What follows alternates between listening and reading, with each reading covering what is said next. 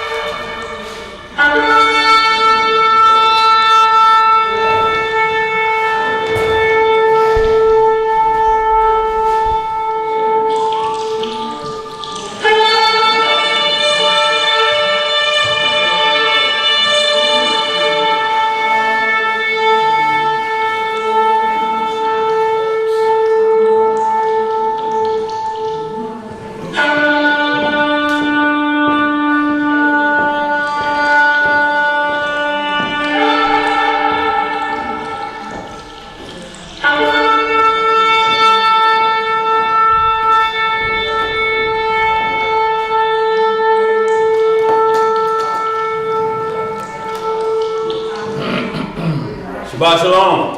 Shabbat shalom. Shabbat shalom to the worldwide family. Peaceful Sabbath, y'all. We get about our Abba's business, y'all. We're going to get right to it. We're going to turn toward Holy Jerusalem, wherever you at on this planet Earth. All right, family. We're going to get this opening prayer. And it is with the Most High's permission. Yes, sir. And it's in the name of His only begotten and beloved Son. All right. Our Lord and Savior, and He's our Redeemer. Yes, sir. Yahushua HaMashiach. Yes. But we know Him as Jesus the Christ, family. Yes, sir. Long live the King. Long live the King. Reading in the book of Psalms, in the 36th chapter, it reads, Yes, sir. The transgression of the wicked saith within my heart, that there is no fear of Yah before his eye. For he flattereth himself in his own eye, until his iniquity be found to be hateful. The words of his mouth are iniquity and deceit. He hath left off to be wise and to do good. He deviseth mischief upon his bed. He setteth himself in a way that is not good. He abhorreth not evil. Thy mercy, O Yahweh, is in the heavens, and thy faithfulness reacheth unto the clouds. Yes, sir. Thy righteousness is like the great mountains. Thy judgments are a great deep. O Master, thou preservest man and beast. Yes, sir. How excellent is thy loving kindness, O Yahweh. Read. Therefore, the children of men put their trust under the shadow of thy wings. Yes, sir. They shall be abundantly satisfied with the fatness of thy house, and thou shalt make them drink of the river of thy pleasure. Yes, sir. For with thee is the fountain of life. Yes. In thy light shall we see light. Yes. O continue thy loving kindness unto them that know thee, and thy righteousness to the upright in heart. Yes, sir. Let not the foot of pride come against me, and let not the hand of the wicked remove me. There are the workers of iniquity fallen. They are cast down and shall not be able to rise. Hallelujah! Shabbat! Yes, sir. Come on, y'all. That's long. Yes, sir. Once again, y'all, Shabbat shalom to the worldwide family. Shabbat shalom.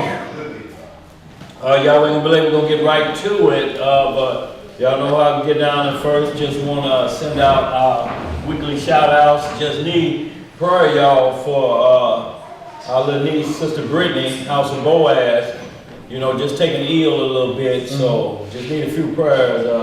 Has she been back to the hospital, or she made it? Okay, so she done made it in, so y'all just need some prayers of strength and, you know, what we do for the family, y'all. So we continue on with the healing after, you know, we leave that facility. That's what we have to put it into our hands after that point, because it's on us simply after that. Also, Brother Abiel, here at St. Louis, Abiel, lost his younger brother to some gun violence. So just kind of praying for that house, for that bro. I hate to hear that. You know, also prayers, continue prayers for our fam over in the homeland, to our big brother and uncle, Brother Agda, as well as Imam Naomi, Imam Yisraela. Shouts out to y'all. Hope y'all doing well over there, as well as the house of Sheb over there, Brother Sheb and Sister Nakia. I hope y'all doing as well. Shalom. Elijah Ben Israel. Yes, sir. We got anybody else we need to send out for this prayer list? Anybody on our heart, mind, and soul? Anybody? Okay. Just one family? Your family? Always, Sister Karen. That's right. Pray for the family. My sister Sandra. Sister Sandra, that's Sister Margaret's sister. Is sister taking ill a little bit, or? Just a little bit ill under the weather. So. Oh, she came to Passover. Okay. Feel well. Definitely want to pray for her. You know, I hope she feels much better. Todd Shepard absolutely says that's where we keep our remembrance of our free and bond. You know, we have to look out for everyone, y'all, because they need it where there's no sunlight shining in on us. A lot of times we talk about captivity, but we out here in the free land, you know. It's tight on some of our brothers that's behind the iron bars. So y'all, we always need to make sure we remember them, as well as praying for the transgressions of our ancestors, that we don't fall into the same pitfall. Also just want to send shouts out to the house of Obadiah Amos up there in Ohio. Shouts out to you, fam. Your whole household. Also to our D. Hill, that our Eric Coyle, Sister Teresa Perkins, Hadassah, and also to that out down in the Georgia area, that our Ben Yahoo. Well, I think Ben Yahoo may be in Texas, though, he's doing a little work. So shouts out Ben Yahoo and all of our family, you know, especially the ATL family. Shouts out to y'all. Today's lesson, well, what Tuba had put out there, we were going to do post-feast question and answers. And the reason we do this is because that's the first feast day of the year, so we want to address anything that may be on someone's heart, mind, or soul, because so much stuff fly out there. You're doing it wrong, or did you have a unblemished lamb, or those things like that, y'all. So Wrong day. yeah, wrong day, post feast day, as well as just general questions that we may have. And if we don't get enough, we'll pick back up at last week's question, but that'll be how we'll folds of another house or stranger danger. We'll pick back up on some things. What you got over there, too, Bob? Helen in the chat, Helen Seeley asks, she says, Sister Helen. I need prayer for my family. Oh, prayer for our fam, Sister Helen? Okay, anything going on with fam, Sister Helen, that we need, or just in general, just prayer for the household, that the Most High just put some protection around. That's what we pray for all our family as well. You know, I ask the Most High a lot to just sit an angel on the roof of my family, children, and the believers, you know, as a guardian for that household. You got anything else to buy? Anybody got any questions or concerns? Kevin Jenkins has a question. Shalom, Brother Kevin Jenkins. Kevin Jenkins asks, he says, ask Daniel about what he thinks about the 144 Levi talked about Sunday. I find that very interesting. Who talked about the 144? I think Levi was talking about it this No, Sunday. I think that was the doctor, maybe. What in particular, who they are? Is that the question?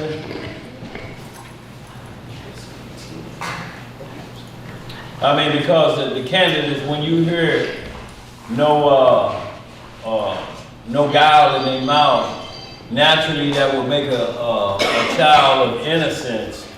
That will make a child of innocence automatically on the list, because they technically would be considered virgins, and they technically wouldn't have no guile in their mouth unless a baby is cussing at 1 or 2 years old, and which we've heard it before.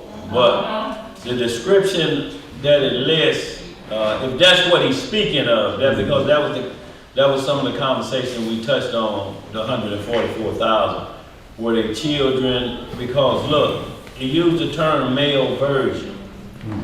So if he's never been with a woman and he's 65, what is he still considered? Virgin. A virgin.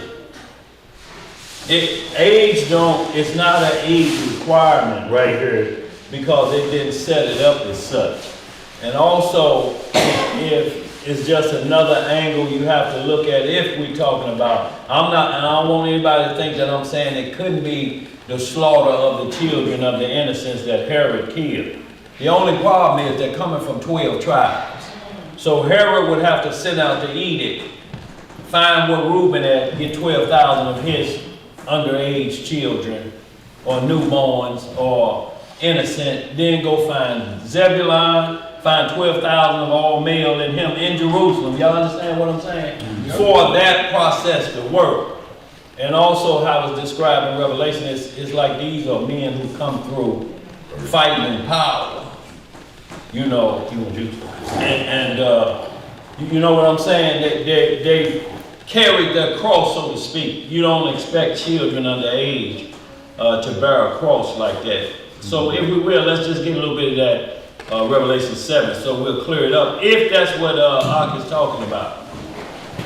He said, yep. Okay, so technically, like I say, there's people on the table, and what we do is a process of elimination. We have to eliminate what don't fit. Not saying it's wrong, we just have to, when in doubt, do without. You have to roll with what's consistent and what fit the bill. So if we go to Revelation 7, we'll just pick that one right up there and kind of clear that one up real quick.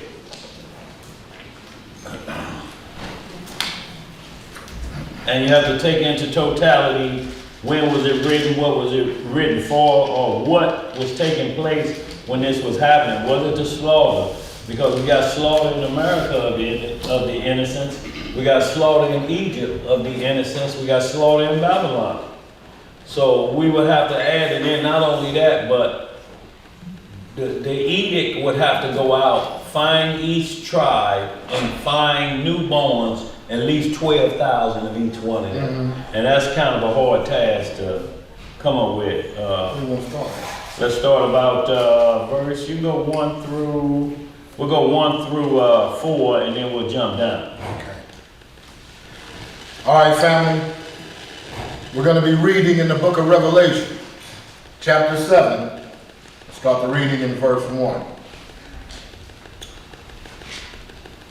Everybody there? It reads, "And after these things I saw 4 angels standing on the 4 corners of the earth, holding the 4 winds of the earth, that the wind should not blow on the earth, nor on the sea, nor on any tree. And I saw another angel ascending from the east, having the seal of the living Elohim. And he cried with a loud voice to the 4 angels, to whom it was given to hurt the earth and the sea, saying, Hurt not the earth, neither the sea, nor the trees, till we have sealed the servants of our God in their foreheads." So that's tip number 1. They have to be the servants of the living God, and they must be sealed in their foreheads. So that's one tip off. And also, when you're seeing these things, Revelation 6 is, we're getting into the woes. So the timing is a must that you understand when it's getting up to the 7th. What is this timing? This is after Jerusalem, or is this preceding the second coming? So it's a timing thing as well, a prophecy thing, who the 144,000 are. So we see the time period because we've already been through a couple woes in chapter 6. So what time period is this? Is this 4 AD? I mean 4 AD, yeah, when they say the innocent children were slaughtered, or is this yet to come in the future? Right. That's what we have to determine before we can say, okay, it's this group. There are certain things must be met. Go ahead, bro. What else to say? Verse 4. Yeah.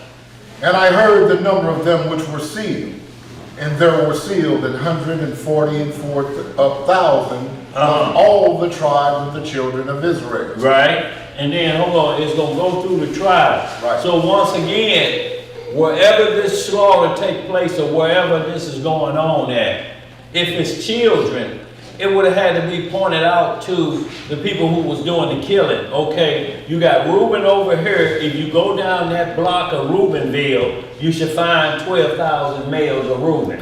Then you have to go over here to Judahville, and these are killers that have to have the edict and say, okay, now you have to kill 12,000 Judah babies over here. And then they got to go over to the next one for it to work in the era of Herod.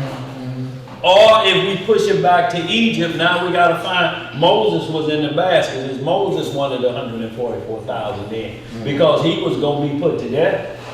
And all of them. So y'all, it's about timing. It's about when this event is taking place.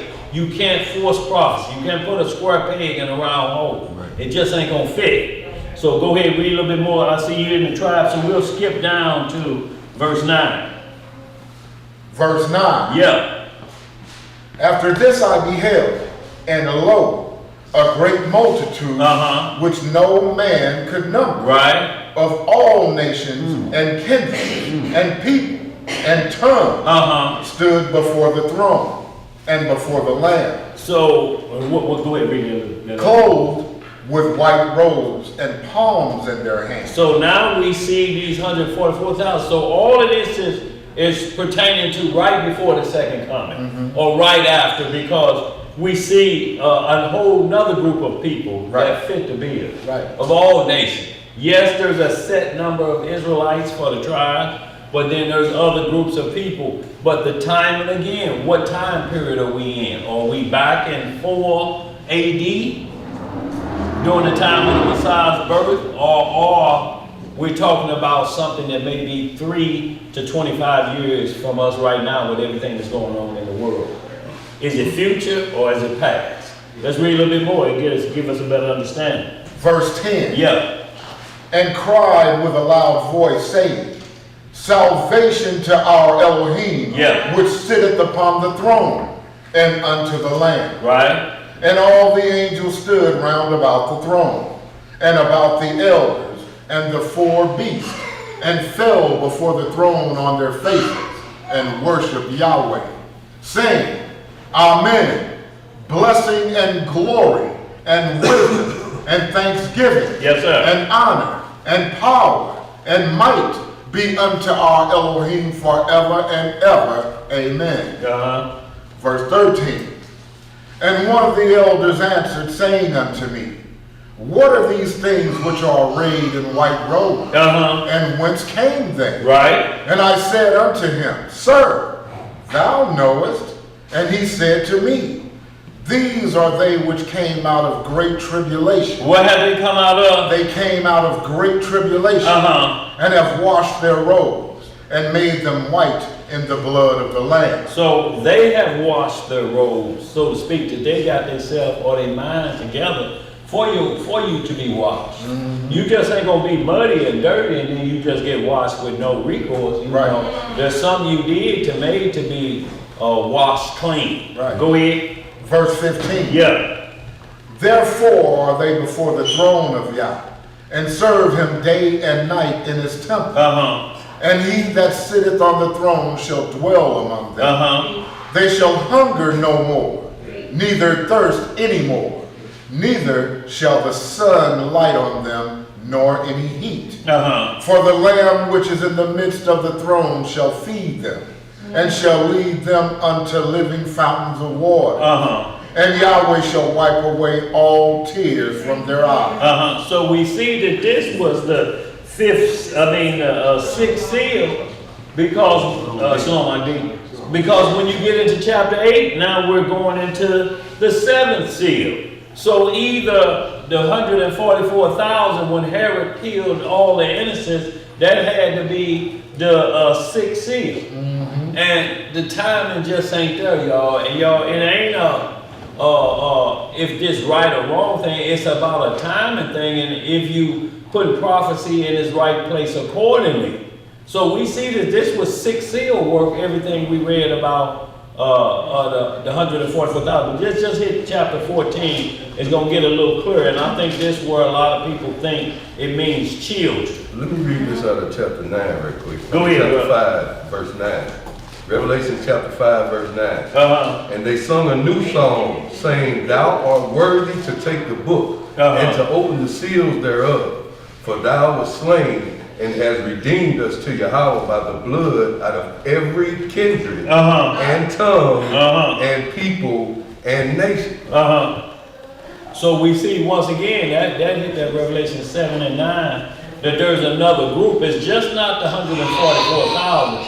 The 144,000 are considered like holy priests. That's why I say what their job will be, up around the throne. But let's get to chapter 14 of the same Revelation, as it's going to lend to more of the time period.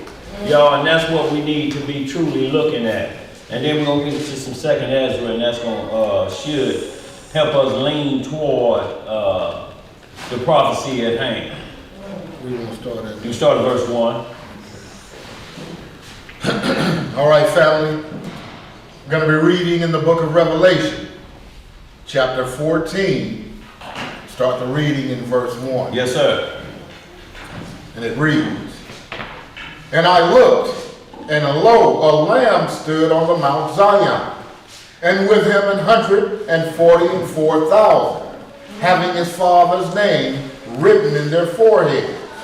And I heard a voice from heaven, as the voice of many waters, and as the voice of a great thunder. And I heard the voice of harpers harping with their harps. And they sung as it were a new song before the throne, and before the four beasts, and the elders. And no man could learn that song but the 144,000, which were redeemed from the earth. So we know they were pulled from the earth, but what the deal is, they singing and they know a song. Once again, does this fit children or does this fit adults? And we're talking about the innocent slaughter, and he killed everything 2 years and under, Herod did. Right. So is a 2-year-old knowing this song like this? Is it any 2-year-olds in the choir like that? They can hold a tune, but they can't hold this type of tune. If y'all understand what I'm saying, but read this next verse. Verse 4. Yeah. These are they which were not defiled with women, for they are virgins. So right there, let's stop right there. This is the first tip-off point that will make one think it's a child. But once again, we say if a man has never been with a woman and he's 60, what do we call him? A woman that's 80 and never been with a man, what do you say about her? What's her title? What is she? Hit that 1 Corinthians. Which one? About Paul saying eunuchs. Oh yeah. That's what I was going next to Isaiah 56. We hit that too though. So yeah, we're gonna definitely hit both of them. That's a good second witness, like. But where you at on these? Verse what? We in verse 4. Okay, go ahead. Verse 4 from the top. Yeah. These are they which were not defiled with women, for they are virgins. Yeah. These are they which follow the Lamb whithersoever he goeth. These were redeemed from among men. Well, where were they redeemed from? Children. They were redeemed from among men. They were redeemed from short letters. They were, look here. Okay, so y'all understand how we starting to go through this and see who is identified. From men. Yeah. Go ahead. Being the first fruits unto Yah and to the Lamb. Uh-huh. And in their mouth was found no guile, for they are without fault before the throne of Yahweh. So right there, one would think again, it's a child because they're saying without guile. You know, we get on verse what? 6. Okay. You can hold there. I want to just get a little bit of 2nd Esdras, and then like where we're going 1 Corinthians as well. 1 Corinthians 7, and also that Wisdom of Solomon 3 and 14. Okay. We're going to hit this 2nd Ezra, and then we're going to hit those two as well to kind of tie it in. So right now, y'all, we're looking at almost adults in this situation that it says men. You know, we have to read completely, y'all, through the whole context, through all of the subject matter to be on point. What you say, 2nd Ezra?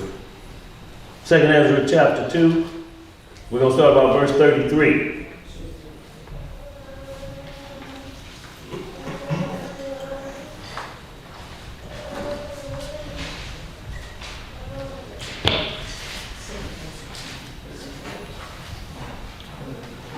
The book of 2nd Ezra, chapter 2, verse 33. Yes, sir. I, Ezra, received a charge of the Lord upon Mount Horeb, that I should go unto Israel. But when I came unto them, they set me at naught and despised the commandments of the Most High. Y'all see what we can constantly do? And therefore I say unto you, O ye heathen, that hear and understand, look for your shepherd. He shall give you everlasting rest, for he is nigh at hand. That shall come in the end of the world. Be ready to the reward of the kingdom. Yes, sir. For the everlasting light shall shine upon you forevermore. Flee the shadow of this world. Receive the joyfulness of your glory. Yes, sir. I testify my Savior openly. I receive the gift that is given you, and be glad. Oh, receive the gift that is given you, and be glad. Give thanks unto him that hath called you to the heavenly kingdom. Right. Arise up and stand. Behold, the number of those that be sealed in the feast of the Lord. So once again, we're seeing sealed for the feast of the Lord. That's the gathering. The 144,000, we know we're going to be there, but it's saying let's see the number. Go ahead. Which are departed from the shadow of the world, and have received glorious garments of the Most High. So it says they departed from the shadows of this world, or the crimes and iniquities on this earth. They departed from that. Go ahead.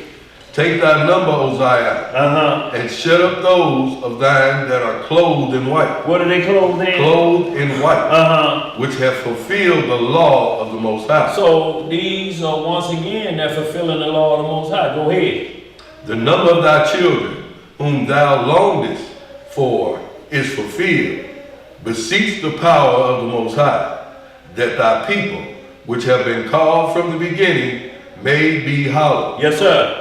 I, Ezra, saw upon the Mount Zion a great people, whom I could not number, and they all praised the Most High with songs. So we just read that Revelation 7 and 9. The same thing, another great number wearing white. That's right. So it ain't just 144,000.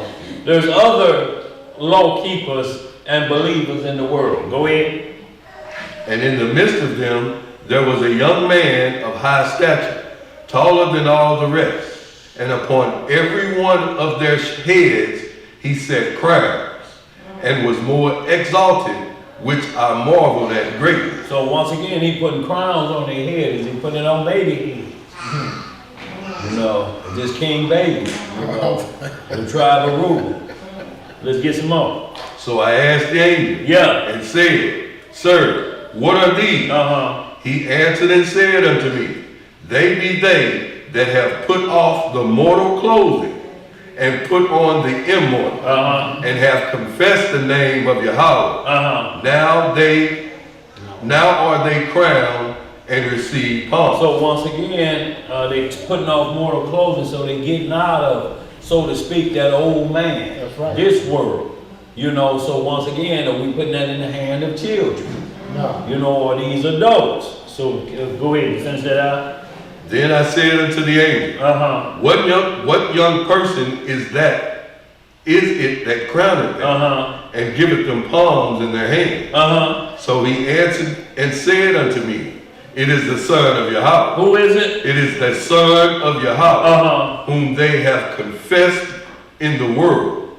Then began I greatly to commend them that stood so stiffly for the name of the Most High. So he's now commending them, saying, y'all some soldiers, y'all real soldiers. Is this children? Wow. Is this children's with a Mac 10 or a big 9mm on the side of their pants? He said they had to come through great tribulation. Go ahead, let's read some more. Then the angel said unto me, go thy way, and tell my people what manner of things, and how great wonders the Most High, thy power, thou hast seen. So y'all gonna run a couple more just to kind of seal this up. Elijah, where we going? I was just hitting on the eunuchs part, the part of the not defiled with women. Yes, sir. And that was 1 Corinthians 7 and also Wisdom of Solomon 3 and 14. Yes, sir, because we know that Paul did have guile in his mouth at one time when he was kicking against the pricks, but the Messiah, who was a male virgin, never was with a woman, nor was any guile found in his mouth. And let's understand what guile is. If you will, Zen, give me that definition of guile, because this will lend it to be a child or adult either. Because if anything under 2 years old or 2 years old and under, they got guile, we better be checking that baby's scalp for some sixes. No doubt.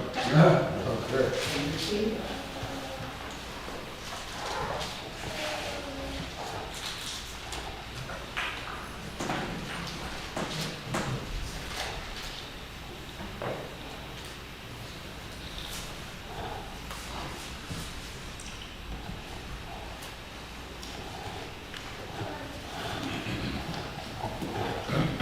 Guile refers to sly or deceptive cunning. What is it? Refers to what's that? Sly or deceptive cunning. So trickery. That's what it's saying. They don't have that in their mouth. Well, you wouldn't expect that from a child.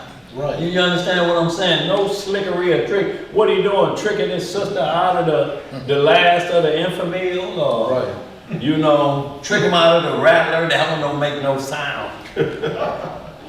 Like your man. Yes, like your mind, yeah. Yeah, so we have to start to take everything in account that makes you move something out of the way. Y'all, it's not, they think they right or this wrong. What we're doing is we're rightly dividing the word so that you could say, well, okay, I see what y'all are saying. It does make sense for it to be looking like that, but y'all, we just don't throw things out there and hope it stick to the wall. Right. So we'll break it down. Where we at, y'all, again? You going to First Corinthians first? First, yeah, we go to 1 Corinthians 7. Yeah. First or second? First Corinthians 7. Okay. And y'all, and these are, like I say, every man and woman, whatever position they will be in, is chapter 7, if you're dealing with man and woman. It talks about married couple, not married couple, singles, friends with benefits, is all in this 1 Corinthians 7. Oh, yeah? Yes, sir. Because it starts out in verse 1. Just hit that verse 1. What verse we going down to, though, Elijah? 7. Yeah, 7. But I tell you what, let's just read 1 through 7. We'll read down That's to all. 9. 1 through 9, That's all. yeah, and we just want to cover the unit part, what be considered, what would be considered, you know, a child with guile in his mouth. We just read, thank you, Mom. We just read that is slick talk, fast talk, Right. talking out of what they say, both sides of their neck. Side of they neck. Yeah, go ahead, bro, where you at? 1 Corinthians chapter 7, verse 1. Uh-huh. Now concerning the things whereof ye wrote unto me, it is good for a man not to touch a woman. So that's the question right here. So this was determined if a virgin man is involved at all. Is it good that a man touch a woman? Is this, referring to tag like we used to play at the school, or it's a different type of tag? Yeah. Go ahead, bro. Go ahead. Verse 2. Yeah. Nevertheless, to avoid fornication, let every man have his own wife, and let every woman have her own husband. Let the husband render unto the wife due benevolence, and likewise also the wife unto the husband. Yes, sir. The wife hath not power over her own body, but the husband. And likewise also the husband hath not power over his own body, but the wife. Now that verse will never be read by the camps because they don't want to see that. You can't tell me what they know. She can tell you alive. You think you bringing hot tail Henrietta up in here, talking about she a second wife. Not with her hot tail ass. She ain't coming up in here. What she gonna give you? You ain't gonna give me.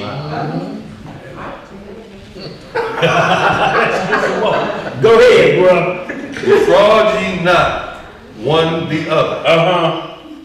That's that guile. Yeah, that's that guile. Yes, sir. Go ahead. Defraud ye not one another, except it be with consent for a time, that ye may give yourselves to fasting and prayer, and come together again, that Satan tempt you not for your incontinence. So, and this is why it's saying that defraud not, except it be for consent a while. Look, because once the devil get in there, y'all, it ain't the problem, it'll never be fixed. It's going left field after that. So it's telling you, stay straight. And this one may call fasting and prayer to get the devil out once he get his hooks in. Yeah.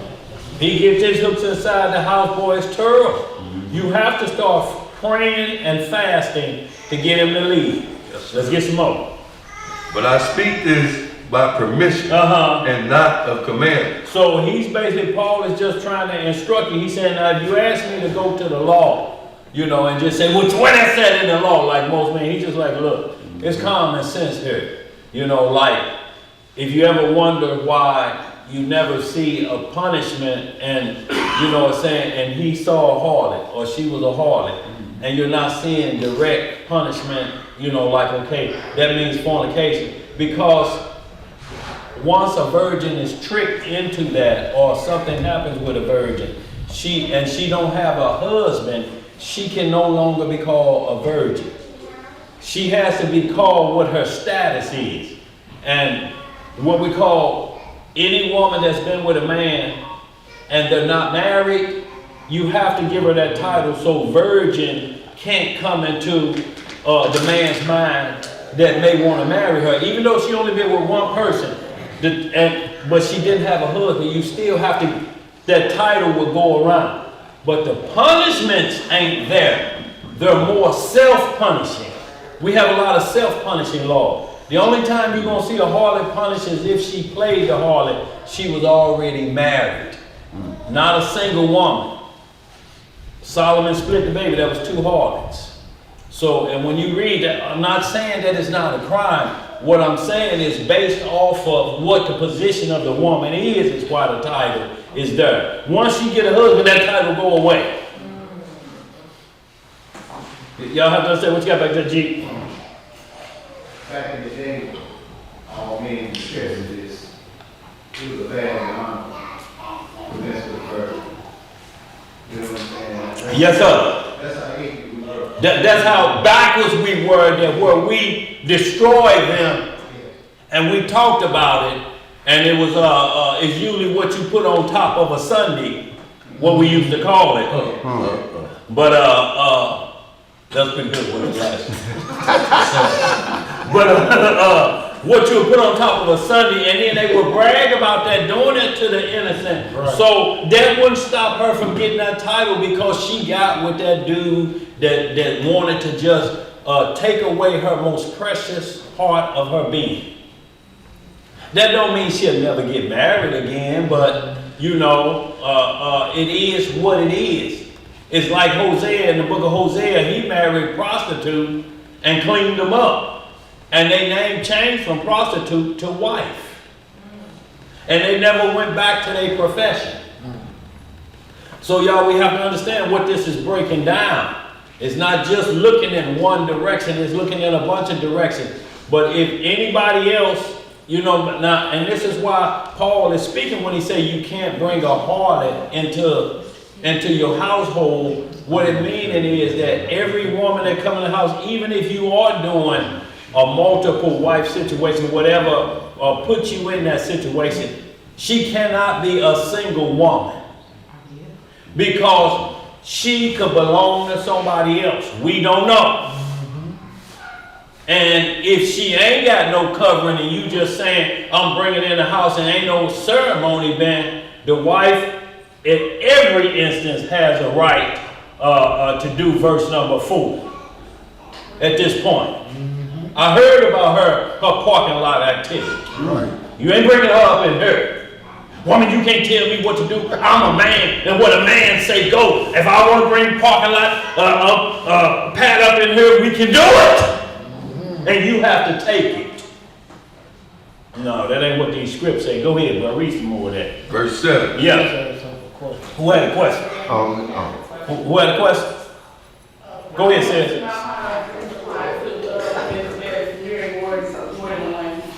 If a woman is married more than once, well, as long as she was married, you know, if she's been married more than once, how is she single again? Was it divorce? Was it death? You know, what caused her to be technically unmarried at the point? But it's going to get down to that as well. But the law says if a man put away a woman, he find no favor in it. It says she can go and be another man's wife.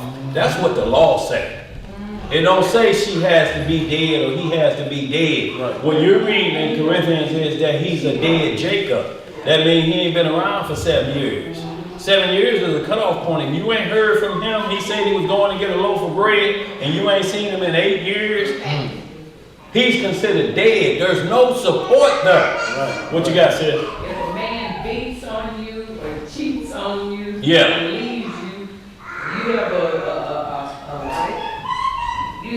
a terminology called well, this gonna get into what you consider what the Bible calls a striker. And that could be men or women. He'll beat up on men too. But that's what he do. He like to fight. So, and also if you're saying cheating on, you got to make sure you understand what cheating is. If it's a single woman, we're dealing with a whole different situation because it said the man that sleeps with another man's wife commit adultery. So are you talking about adultery or are you talking about breaking our personal fornication rule we have here or whatever we're doing? But it has to be adultery. There's nothing in here to say the man that sleeps with a single woman is adultery. It's not. There's no law in here that says that. What it says is you have to find what a bad behavior is. Every scripture in here that says it's called adultery is called woman that breaketh wedlock. That's why we as a nation broke wedlock in Ezekiel 16. Being the bride of Messiah, we broke wedlock. That's what the script say. It's all throughout here. The man that's sleeping with another man's wife has committed adultery. There's nothing else in here about no single woman doing this. And we're going to read a little bit more. Shalom, my man. Shalom, man. Ben Monroe. Let's get some more of this, y'all. Go ahead. Yeah, verse 7. For I would that all men were even as I myself. But every man hath his proper gift of Yahweh. One after this manner, another after that. So now we finna get into the unmarried. See, this is what I'm saying. It deals with every subject matter. See, we can't make sin what we want it to be. The Bible defines what it is. Yes. Look, you can keep two single people that you know if they have children, if they break up, it's a different situation than marriage. Y'all have to understand that the world looks at it as different. So we have to be careful, y'all, that we don't jumble everything in together. Let's get some more of this. Go ahead, bro.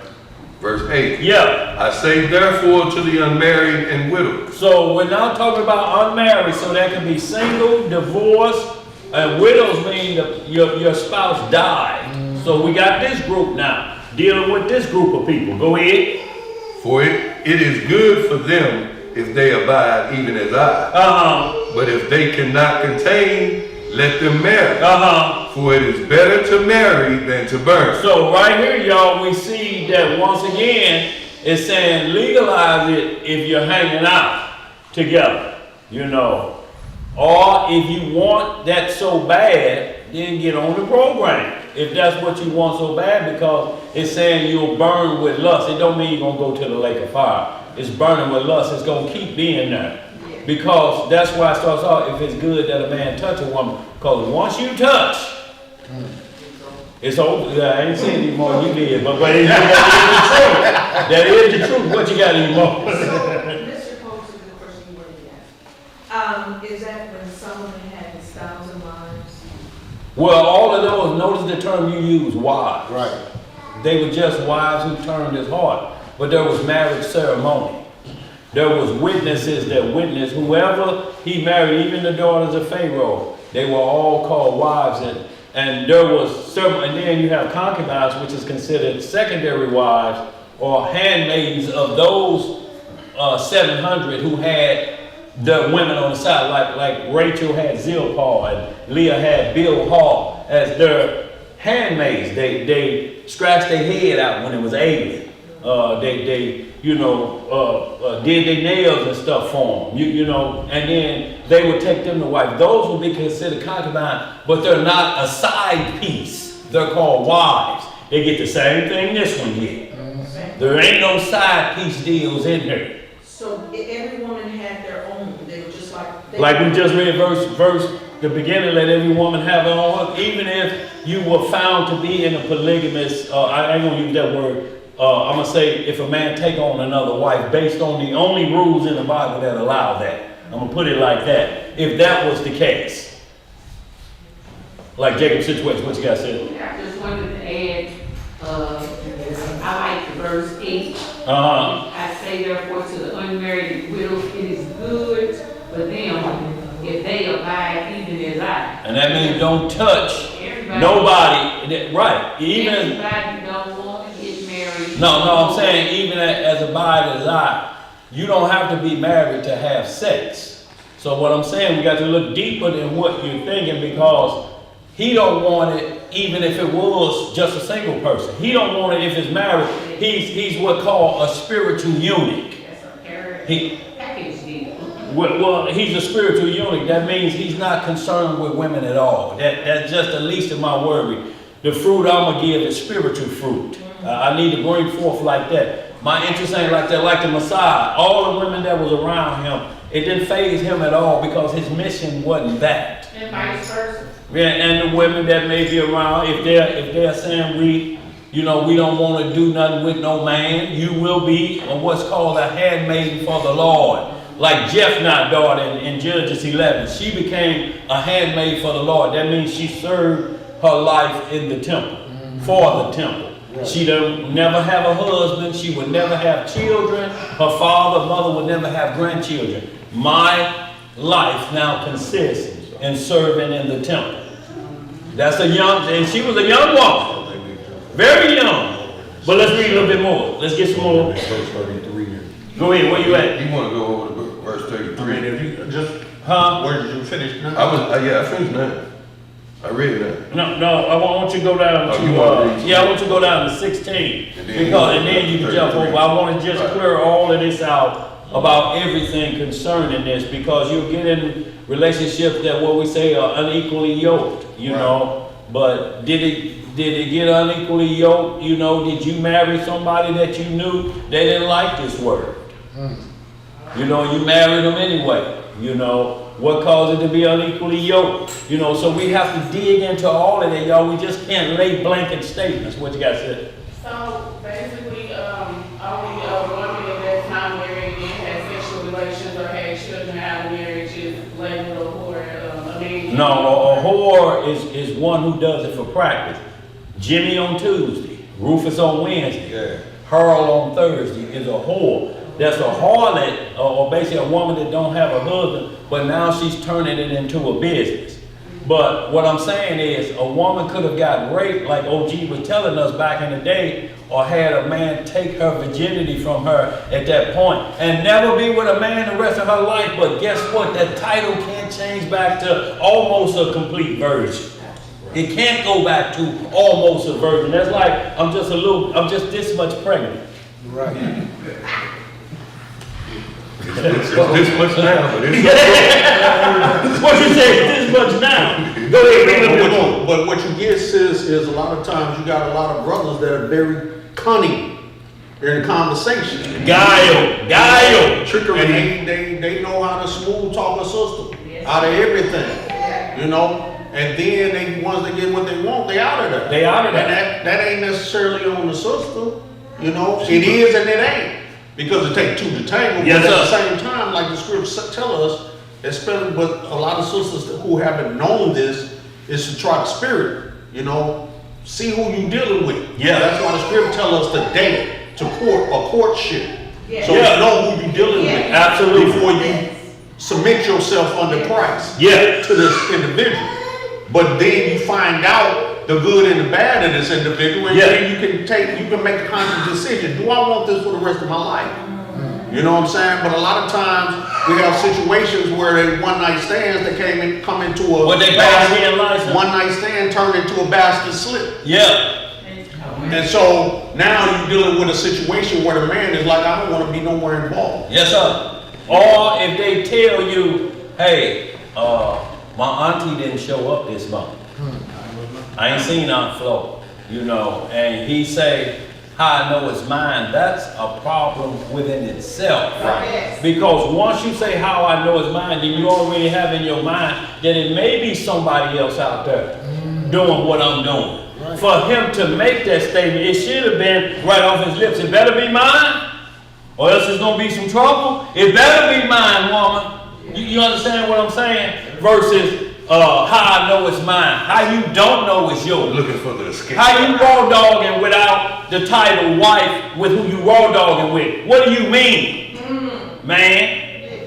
What you got to say? And a good thing, Talk to us, sis. Talk to us. Yeah. why you say date is because dating is getting to know somebody and getting to know them as a friend so that you get to know them and you get to know them for who they really are. And the best way to get to know You're talking about courtship, what you speaking of. Because the best way to get to know a man is wait till you see how he acts when he gets mad about something. Well, see, and that's the whole deal. If you judging it off of that, what if he's a peaceful man? You know, he can show him hard heat. And what we're talking about, sis, this is what the deal is.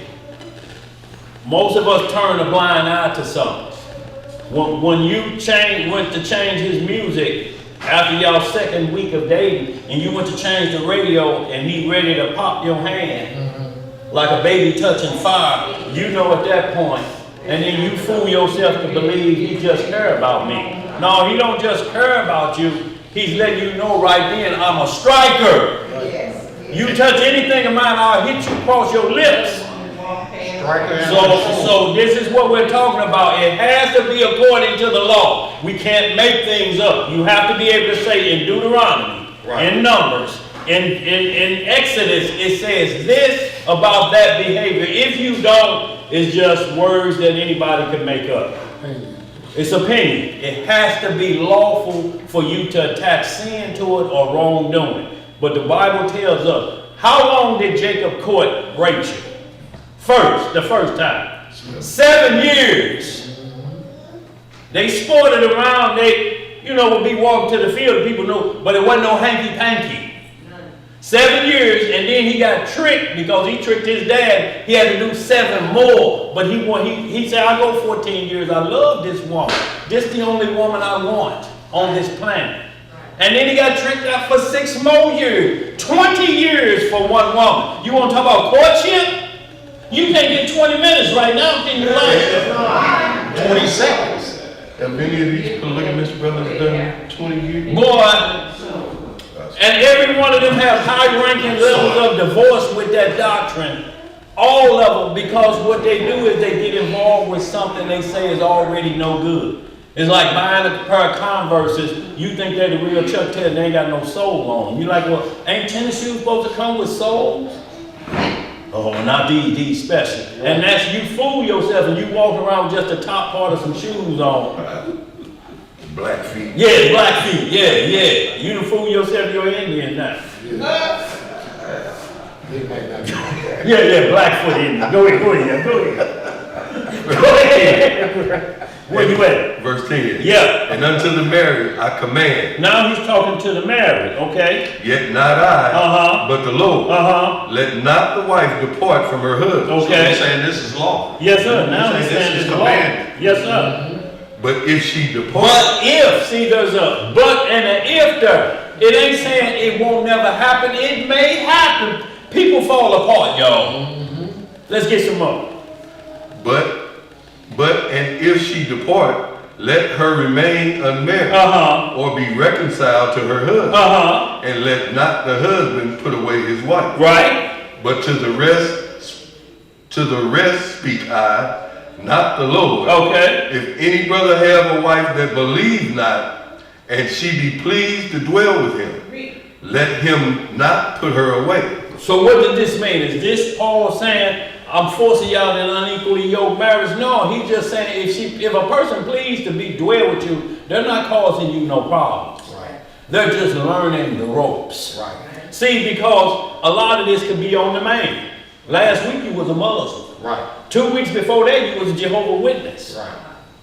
A month before that you was talking about some black Hebrew Israelite mixed with some Muslim doctrine, and you had a Farrakhan bow tie on the way. And a bean pie, you know, as a parting gift, so to speak. So this is what it's saying, y'all. You know, all of these breaks it down. If a woman's pleased to dwell with you, I don't really know a whole lot about your God, but I'm willing to make sure I don't get in your way of you serving your God. That's what it's talking about in unbelieving. She hasn't become a full believer, but guess what? What's better than lip service? Deeds. What she's doing is watching your behavior. And as she watched you, she said, not only do you talk a good game, you walk a good game. Right. And then what else it says may happen? And then it says she's sanctified for that because she's not causing him to lose his focus and his walk, even though she ain't a believer. Right. She's not getting in his way.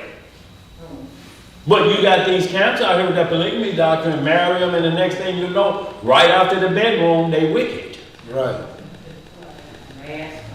Let's get some more. Let's get some more, bro. Go ahead. Verse 13. Yeah. And the woman would Hold down, sis. Go ahead.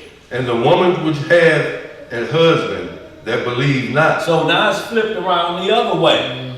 So once again, we get power because we're talking about husband and wife. So we back at verse number 4. Right. And this works as well for the woman. Go ahead. What else it says there? And the woman which has a husband that believeth not. And if he be pleased to dwell with her. If he be what? Pleased to dwell with her. Let her not leave him. So right here, we got people that's pleased to dwell with you. I'm just not on board all the way. Right. See, a lot of us want everybody to be on board, and we ain't on board. That's right. We so far behind them. If it weren't for them, we really would have jumped off the deep end. What we're talking about, you know, it's just, it's the best way to put it is it's a trying period. You know why? Because it's a contract for life. So it can't be minimized down to 30 days. It can't be minimized to a 7-year itch and all of those terms like that. When you get into it, it says the contract is till one of you die. That's the initial contract. If that part don't work first, then the death of the marriage. Remember Jeremiah 3:8, he divorced us. So if you can't be remarried, how is he going to remarry us? How is he going to do a new covenant with us? If you're looking at it, a woman can't never be married again, then that means we can't never have another God. But ain't nobody bought us. Nobody has redeemed us. So that's what allowed the Messiah to make a new covenant with us. Nobody else wants our skank we're in.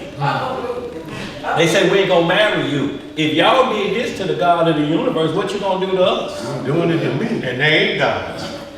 Right, absolutely. Go ahead, bro, what you got? Verse 14. Yeah. For the unbelieving husband is sanctified by the wife. What is he by the wife? Sanctified And by sanctified means to be made clean or set apart. Y'all understand what I'm saying? It's the woman can talk a good game about the Most High, and he be like, look, I don't know much about the Bible. One thing I know about this woman I got here or whatever, she down with this word. And so far, she ain't said nothing wrong to me or make me go the opposite way unless I just want to be clowning with her, you know. But it said, let her not put him away if he's willing to. I understand why you do what you do for the church. I understand those things. I ain't gonna get in your way about this because I can feel the reward that I'm getting from it. You understand what I'm saying? Like, go ahead and get a little bit more of that.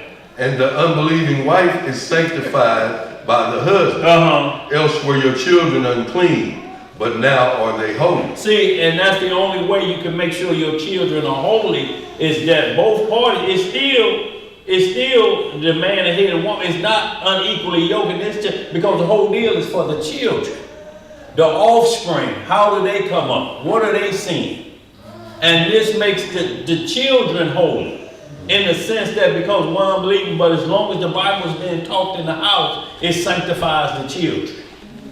Whether the relationship is going bad or not, or one is not totally on board, you know, one will be on board. Look, now y'all know how your mama is about that. She mean what she say. Y'all get in line.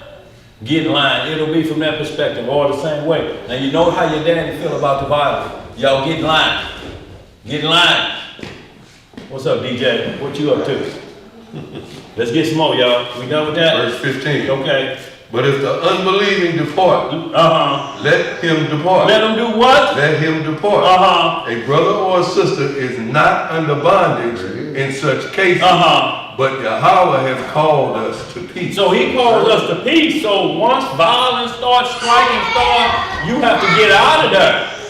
You know, he didn't call us to violence. Right. He didn't call us, you got to take all of these and, you know, what do you tell a woman with 2 black eyes? Nothing, you done already told her twice. See, so you can't, none of that can be part of this. Go ahead, what you got, bro? DJ C Note in the chat asks, is it good if I am married and me and my spouse separated and living in different apartments, living close? Is that good? Well, it's only good as far as this script say, let it hurry up and close that gap up. But once you start taking full residence like that, it's slipping further and further and further away. Because what that means is stalking finna get involved. Hide in some bushes. So you have to be careful, bro, what's gonna be on your mindset that unless, you know, I understand if they didn't have any family members to go to, y'all understand what I'm saying? Go over auntie house and stay there or something. They had to get their own place. The deal is that verse right there say, let it be just for a short time if you can. Because Satan gonna work his man. He Go gonna ahead. work while y'all are separated. Yes, sir. Because either it's gonna be a stalking situation or your mindsets are gonna grow so far apart there won't be no reconciliation. It won't be. Because you get comfortable being apart. You And that's what he can't said remain one. don't want you to do. You won't remain one Right. if you separate. And you get back into that old man. Yeah, you will. Yes, sir. You got one more verse of that? You got 16? All right, 16. Yeah. For what knowest thou, O wife, whether thou shalt save thy husband? Or how knowest thou, O man, whether thou shalt save thy wife? Right. But as Yahweh has distributed to every man, as the Lord has called everyone, so let him walk. And so ordain I in all the churches. So, y'all, we have to understand how he's breaking this down. He knows every situation people are in. There's 2 single people that probably live together that's going and serving better than a married couple is who just got married for the show. You know, y'all understand what I'm saying? They wanted the wedding, but they don't want the marriage. Does that make sense? Yep. You know, I like all these people here throwing and giving good compliments, but, you know, after 2 weeks, I'm tired of this now. You know, he he snored with his mouth wide open. You didn't know that? Right. You just start making up stuff, you know. So y'all, we have to be extra careful because the devil will feed that. Fan them flames. He'll fan them flames, y'all. So we hope that kind of settle that. But if you have any questions concerning, look, fornication is a title. Underneath it is bestiality, transsexual, pedophiles, adultery, all of that fall under fornication. So each one has a set of guidelines. Like if someone get killed, it's self-defense, it's a killing. Right. There's vehicular homicide, there's manslaughter, and then there's murder, shedding innocent blood. Each one has a different guideline for the law on how punishment will be exacted for killing any individual. So y'all, it's the same way with fornication. There's different levels of it. It ain't just cut and dry. We have to understand that, y'all. Because it says those who doing the law of the script and don't have it is doing the law within themselves. They raising children. Look, they got to put the stamp on the final one. Look, we just got to make this legal now. We getting older. We got to leave something behind for the children or something. And everybody else just going to say, it's about time. If they've been together 30 years, you understand what I'm saying? Right. So that's all y'all we're talking about, but they're doing a law within themselves because they maintain the household. Together, everybody know if you didn't tell them they were not married, they know the neighbors wouldn't know. That's what we're talking about, y'all. Go ahead, Elijah, where else we going? We're going to jump down to 32 and read that. Because we'll probably press for time. They can read that rest on out, you know, about. But that's pretty good though, Elijah. Yeah, You wanna read it on out? do that 32 Okay, through, 32 on read that on out from start to verse 32. Y'all, this is very important. This 1 Corinthians 7, this is man with woman laws because it started off, should a man touch? Right. So it's dealing with every form of touch. Go ahead, bro, what you got? Verse 32. Yeah. But I would have you without carefulness. He that is unmarried cares for the things that belong to the Lord. Now understand that's just why it's saying the 144,000 are like they are, because they care for the things of the Lord. Go ahead, read again. But I would have you without carefulness. He that is unmarried cares for the things that belong to the Lord. Yes, sir. How he may please the Lord. How he may do what? Please the Lord. But he that is married cares for the things that are of the world. How he may please his wife. Now, you would think that, well, why is this doctrine about marriage anyway if it's going to be a downfall of man? He's not saying it's a downfall of man. What he's saying is, taken from the Lord. You got a responsibility now, not only with the law, but you got a responsibility with your household now. And what that means is, you got to be careful. One party don't get the short end of the stick here. That's right. You know, if you put more trust in your woman, then both of y'all could die. But one of y'all got to be able to sanctify the other one or save the other one, and that's got to make sure don't nobody lose belief in the Messiah. That's right. Go ahead. There is difference also between a wife and a virgin. Yeah. The unmarried woman cares for the things of the Lord, that she may be holy both in body and in spirit. You see, because she's unmarried, she ain't been touched. So she's offering more because she don't have to worry about womanly duties at home. Right. She don't have to worry about that. Yes, if she's in her father's household, there's duties for her as a daughter, but she don't worry about them things if her all coming home tonight. Right. You know, go ahead. Her all balled his fist up at me. None of that is in her concern at this point. Let's get some more. But she that is married cares for the things of the world, how she may please her husband. And y'all, when they say caring for the things of the world, because the world talks, man and woman talk a lot. And look, it's about, we always talk what causes anger, what causes the IDs to be put on, you know, for a man, you know, arguments. You know, you fussing at each other. And, you know, you knew he was a player, that's a problem. You know, and you mad and been arguing and you tell him none for you tonight. And then he turn around and tell you none from you tonight. See, and that's what you don't want to do, to cause it to be into those situations that you challenge each other with that. Y'all understand what I'm saying?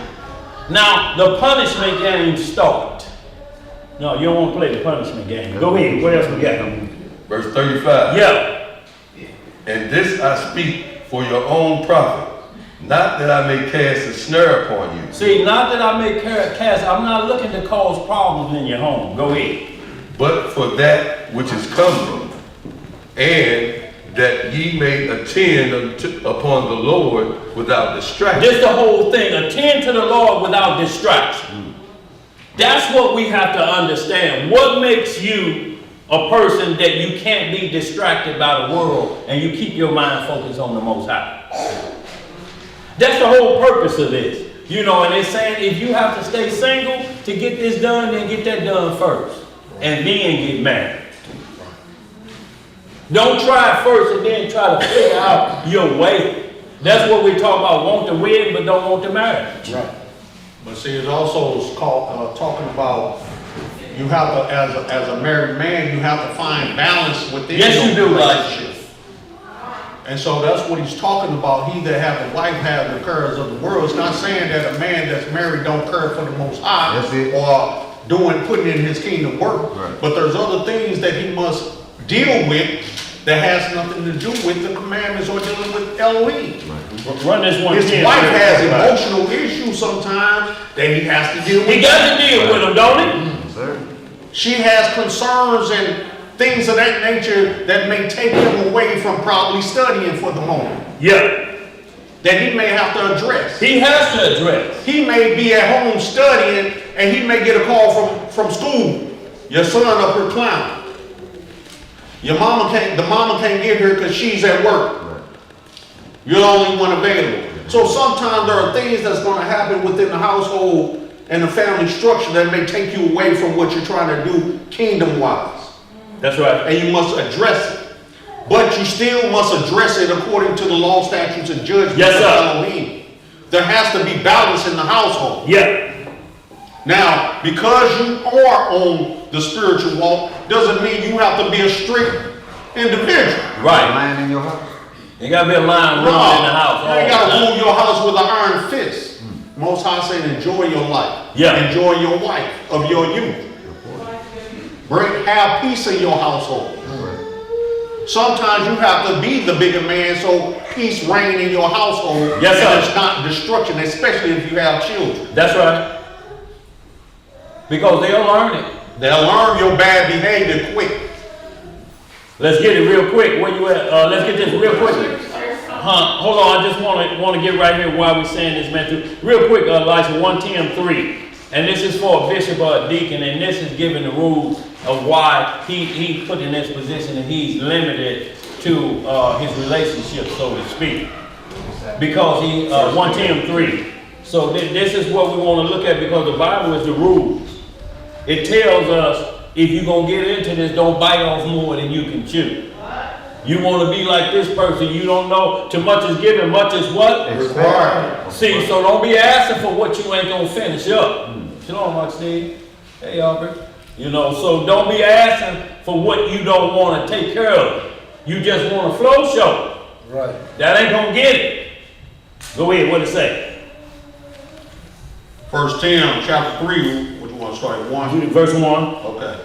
This is a true saying. It's a true saying, y'all. Go ahead. If a man desire the office of a bishop, he desire a good work. A bishop then must be blameless. Don't mean sinless, but don't have current faults about him. Talk around the time. Ooh, did y'all hear what he did when he run out the back of that stove with one pants leg on? Go ahead. I mean, he can't be blameless in his walk. Yeah. Now, he may be blameless before he got into the walk, but once he in this walk and have committed himself into the oracles of Elohim, he can't no round number 2. Blameless, right. No round number 2, you're speaking of Elijah, that right. Bad behavior. Go ahead. The husband of one wife. How many women? One wife. Vigilant, sober, of good behavior, given to hospitality, apt to teach, Not given to wine. And it's not saying he can't have wine, given to wine. That means he can't just lust for it all the time. He's not given to it. It don't make him. He make the wine. Go ahead. No strife. No what? No strife. This is what you were speaking of, like to fight all the time. And it ain't just women, he'll fight men too. He may lose most of them battles, but he's a striker. Everything he do, he use these, you know. Go ahead. Not greedy or filthy lucre, but patient. But what? Patient. Uh-huh. Not a brawler. Not a what? Brawler. Uh-huh. Not covetous. See, not even in debates and says that's brawling when you be debating. Y'all hear now, sister? No. Okay. Go ahead. One that ruleth well his own house. Uh-huh. Having his children in subjection with all gravity. Yes, sir. For if a man know not how to rule his own house, how shall he take care of the church of Elohim? This verse 6. Not a novice. Not a what? Novice. See, a novice is a beginning. You can't be no new booty in this walk talking about being a bishop. It's too much responsibility. See, churches today do that. They'll just ask you, what's your yearly salary? And then you become a bishop or a deacon. What are you saying? You work at GM and Ford? And you're pulling this welcome deacon, and he got no qualifications. Go ahead, what else to say? Not a novice. Not a novice, that means a rookie. Go ahead. Lest being lifted up with pride, he fall into the condemnation of the devil. See, and that's what men will do if they chasing after you or, you know, on the grind for what you got. They'll build you up to make you think you something special. And then you'll come crashing down because you're not able to handle the build up that they put on you. You knew that was too much for you. Well, you get a lot of these new booty Israelites who just find out who they are, and then they become teachers overnight. Yeah, write books. Videos and write a book, Elijah. Oh man. We'll write a book. And we'll argue you down, or we'll debate you at the quickest, whatever. Verse 7. Verse 7. Moreover, he must have a good report of them which are without. See, even the people that don't know we Israelites, but your behavior is rubbing off on the people who don't even know what you believe. It's your walk that you have a good report. Yeah. You may be the neighbor of somebody don't even know what you believe, and they be like, you know, I got one of the best neighbors in the neighborhood live right next door to me, you know, and it's just about how people live together. Right. You know, and this person don't know you, but he's watching your walk in your life, and they respect that. Right. You know, of different faith, so to speak. But that's what it's meaning as well. Go ahead, Elijah. Them that are without talk good about you. Look, people in your circle are always gonna talk something about you good, talk behind your back, bad. But somebody that's not even in the fold, like, look, we've had a couple people. Her sister Deborah. And her husband, Barabbas, came in back in the day. It was actually a guy that was practicing the Muslim faith. But he heard their conviction of wanting, no, it's something deeper than. He said, well, I know what y'all want.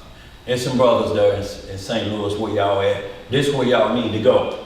Somebody from another faith actually turned them toward us. And this did happen 3 or 4 times. Somebody of a different faith said, that's where y'all really need to be. Down there with them. If y'all really want something, y'all, we just blowing smoke. This is an organization, what we into. Being not my brother. Y'all understand? Yeah. So they know when it's the real deal, when your soul is searching. It's like in the Malcolm X movie when Bane, Elijah's understudy, told him, brother, this ain't no joke, this the real deal. And when it came out, they was running the sham, and he said, yeah, this ain't no hustle. He said, bro, you told me this wasn't no hustle. He said, well, we didn't hustle you, really. I mean, you know, that's what the term was after all of that puffed up smoke. He said, y'all running game. Y'all running game. So that's why you have to even court a doctrine to see what it's about. Bid and observe. A lot of people will hold this Bible and wicked as the devil himself. That's why you have to bid. They'll quote scriptures. Yep. It ain't so much outside of here they quote Buddha scroll. They could be inside of here trying to change your mind. Don't you believe? The devil know the Bible, and that's a true statement. He was a high high-ranking cherub. Yes. He knew all the laws. He still knows them. That's why he challenged you with it. Manipulate you with the law. What did God tell you? Boy, you don't know what you're talking about. God ain't told you that. Let's get some more lights. Just read down verse 9.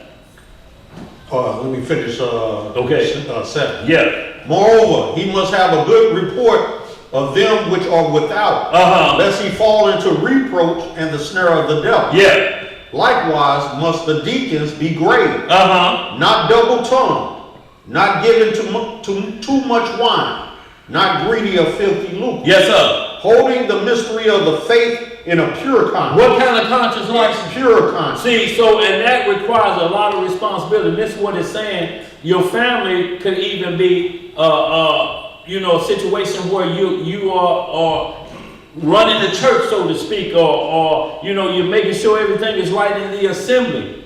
You can't be overloaded with multiple women responsibilities for a husband, and then you still trying to do this too. It just ain't gonna work, y'all. You're overloaded. Something's gonna have to give. See, and then you're into it. Oh, you want to be a sheep? Then you just want to look the part, but you ain't handling them responsibilities. It's virtually impossible for you to handle the responsibilities of this word with multiples like that, because everybody with multiples couldn't handle it. Solomon couldn't handle it no more, and he was the wisest man that ever lived on this planet.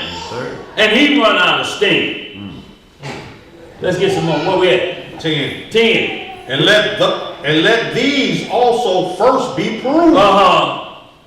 Then let them use the office of a deacon, being found blameless. Yes, sir. Then we can do it. Ain't no reports of you out there. Ain't nothing about you out there that we have a concern with.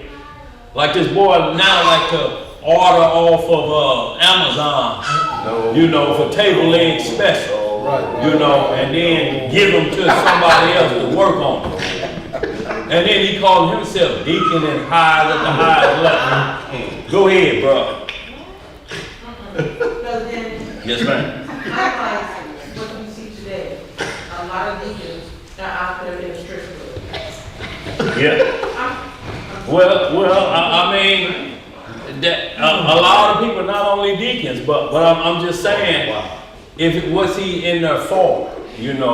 What's on his mind? I'm gonna turn some sinners. Is he in there to straighten out delicious and cherry top? Yeah. What do you say? Strippers need Jesus. So is he really in there for that?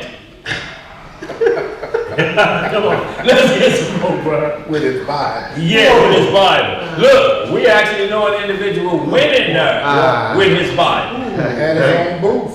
Well, look, yeah. So we know what you're talking about. We got this. It ain't nothing we making up.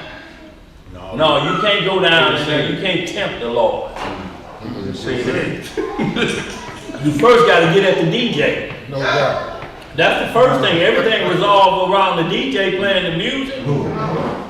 Why is my page? You got to change that. All of that music they dancing to, drop it down low, bring it back up high. You got to change that. We're going to see the king and see if they can still dance. Coming to the center stage. Would it? Y'all know it ain't gonna work. Go ahead, man. Look, sometimes you just can't fool yourself, right? Yeah, leave. Verse 11. Yeah. Even so must their wives be grave, not slanderers, sober, faithful in all things. Let the deacons be the husbands of one wife, ruling their children and their own houses well. How they ruling it? Well. For they have used the office of a deacon well purchased to themselves a good degree, and great boldness in the faith which is in Yahweh Shah HaMashiach. Yes, sir. These things write I unto thee, hoping to come to thee shortly. But if I tarry long, that thou mayest know how thou oughtest behave thyself in the house of Elohim, which is the church of the living Elohim, the pillar and ground of truth. And without controversy, great in the mystery of godliness, Yahweh was manifested in the flesh, justified in the spirit, seen of angels, preached unto the Gentiles, believed on in the world, received up into glory. So, y'all, it's clear what responsibility levels are and why they're so high and why Paul was speaking the way he was about, you know, the man that's single. So let's get just understanding. Give me Isaiah 56. And y'all, all of this came from the first, Revelation 7 chapter, Revelation 14, the 144,000, because we said they were male virgins. So all of this led to whether they being married or what was this, or was it children actually in the slaughter of Herod or Pharaoh? What comprised the 144,000? We knew they didn't have no guile in their mouth or no blame. So one of these deacons could be part of that if they're found blameless and they teaching the word right. They're a candidate at this point. And when you say defile with women, you know, we just looking on the spiritual side, they never tasted another doctrine. Been in this word since birth, ain't never left. See, we have to look at spiritual more than we have to look at the physical. So give me a little bit of Isaiah 56. So you're saying from them they have to have spiritual discernment? Well, what I'm saying is spiritual fruit bearing must be in your mind first, because that was what was given to Adam first. Yeah. Satan just showed him the physical portion of it. But it was the mental to gain fruit, because it's fruits of the spirit. You know, you gain, so you don't fall in the area of Hosea. You know what I'm talking about, 10:13, where you have eaten the fruit of life. Where we at? Isaiah 56. Isaiah 56. So let me get right to the point of where eunuch is at. Should be about 4. By verse 4? Yeah. Okay. You can run it, you gonna run it down, or what? Where you going? 56, let's go just down to 5. 5 is good. Isaiah 56:1.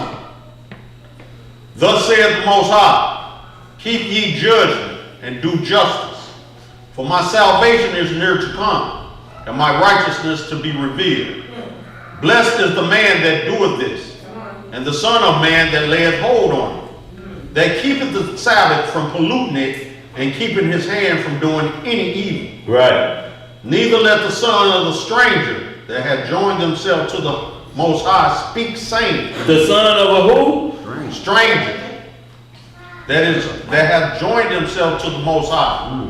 Speak, saying, the Most High hath utterly separated me from his people.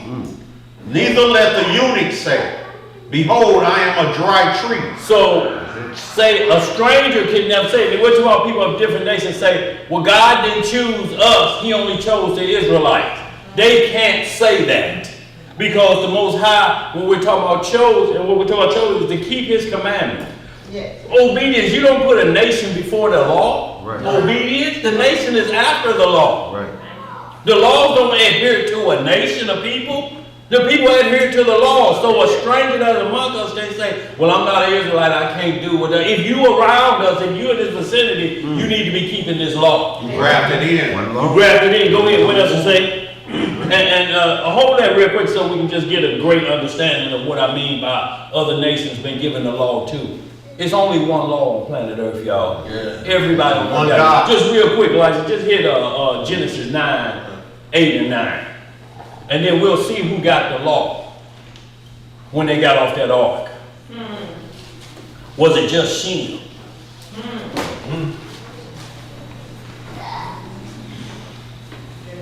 Genesis chapter 9, verse 8. Yep. And Yahweh spake unto Noah. Here, a few pages flipping.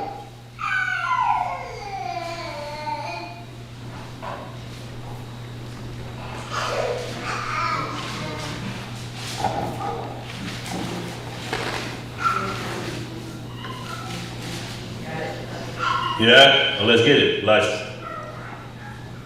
Genesis chapter 9, verse 8. Yeah.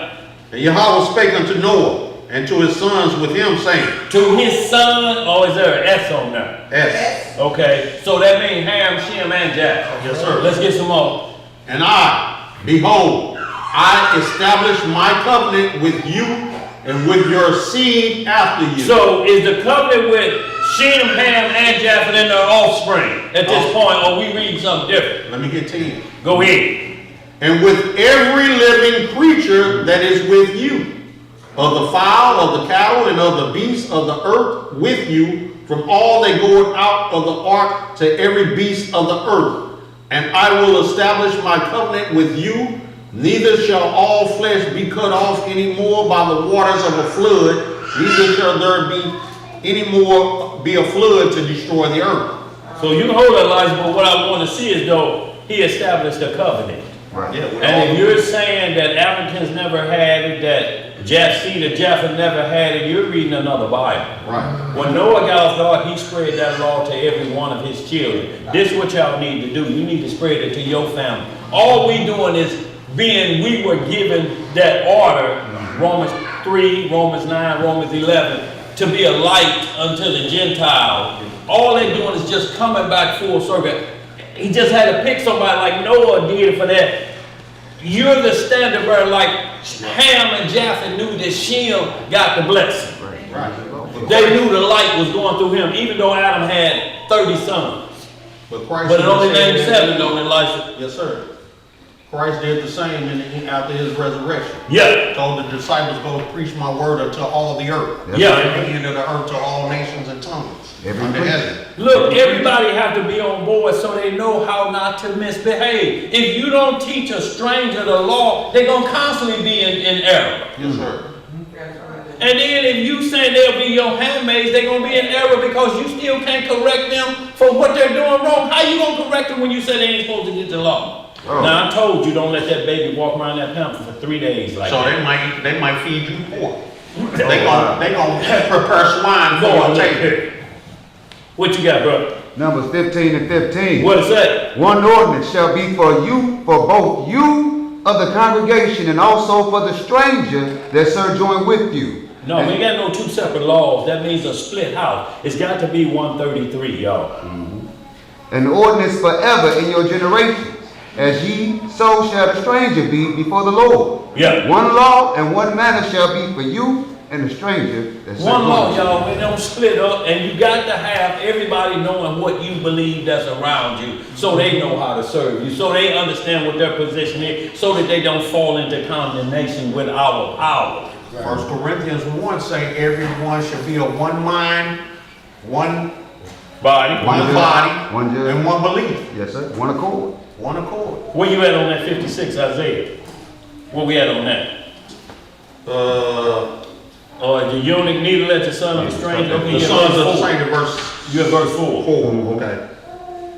For thus saith the Most High unto the eunuchs that keep my Sabbath, and choose the things that please me, and take hold of my covenant. So this is what they saying. This eunuch is saying that because I'm not Israel, this is a stranger that's taught. He said, well, how can I even do your word? He said, don't let that come out of your mouth. You're responsible for the law. You came off the assembly line of mankind like everybody else did. Right. That's right. You were just separated by nations, but the law is for every nation on earth. The same law. What you got, Sister Martin? Ecclesiastes 13. Ecclesiastes 12, 13. Let us conclude. Yeah. Yeah. Fear Elohim and guard his commandments, for this applies to all men. All men, because that's what Judgment Day is. It ain't going to be just Israel and the nations that going to be killed because y'all didn't have my law. How do you know how to do right then? Right. You will never learn how to do right. Wrong will always be there, and that would be the biggest excuse. Well, you sent your children out here with the light, and they blew out the candle every time they came to my house. How was I able to know? Well, you should have known. You should have lit it back up and brought them in there. No, y'all, ain't like that. Go ahead, Elijah. I mean, you finished that, right? No, I'm just let me just get down to verse 5, yeah. Even unto them will I give in mine house and within my walls a place and a name better than of the sons and of daughters. Whose sons and daughters you think that's talking about? When he said for eunuch, somebody of another nation, get down with his word. What sons and daughters? Go ahead, let's read some more. It'll explain. And I will give them an everlasting name that shall not be cut off. Verse 6. Also the sons of the stranger that join themselves unto the Most High, to serve him and to love the name of the Most High, to be his servant. To be what? His servant. Everyone that keepeth the Sabbath from polluting it, and taketh hold of my covenant, even them will I bring to my holy mountain, and make them joyful in my house of prayer. Yes. Their burnt offerings and their sacrifices shall be accepted upon mine altar. Yeah. For mine house shall be called an house of prayer for all people. See, and what y'all have to understand is, it's not saying we're sharing the blessing of Israel with all nations, but all nations have to pray to God. Yes, sir. So that they receive a blessing. Exactly right. That's what he says, you keep my commandments, I'll bless you. Well, they have to learn what prayer is. Yes, sir. Or we gonna always, what we gonna leave the world for if we getting right back into it in the kingdom of your enemy don't know what the law is? How do they correct themselves? Even in Christ saying that he builds up nations, he turns over kingdoms to other nations.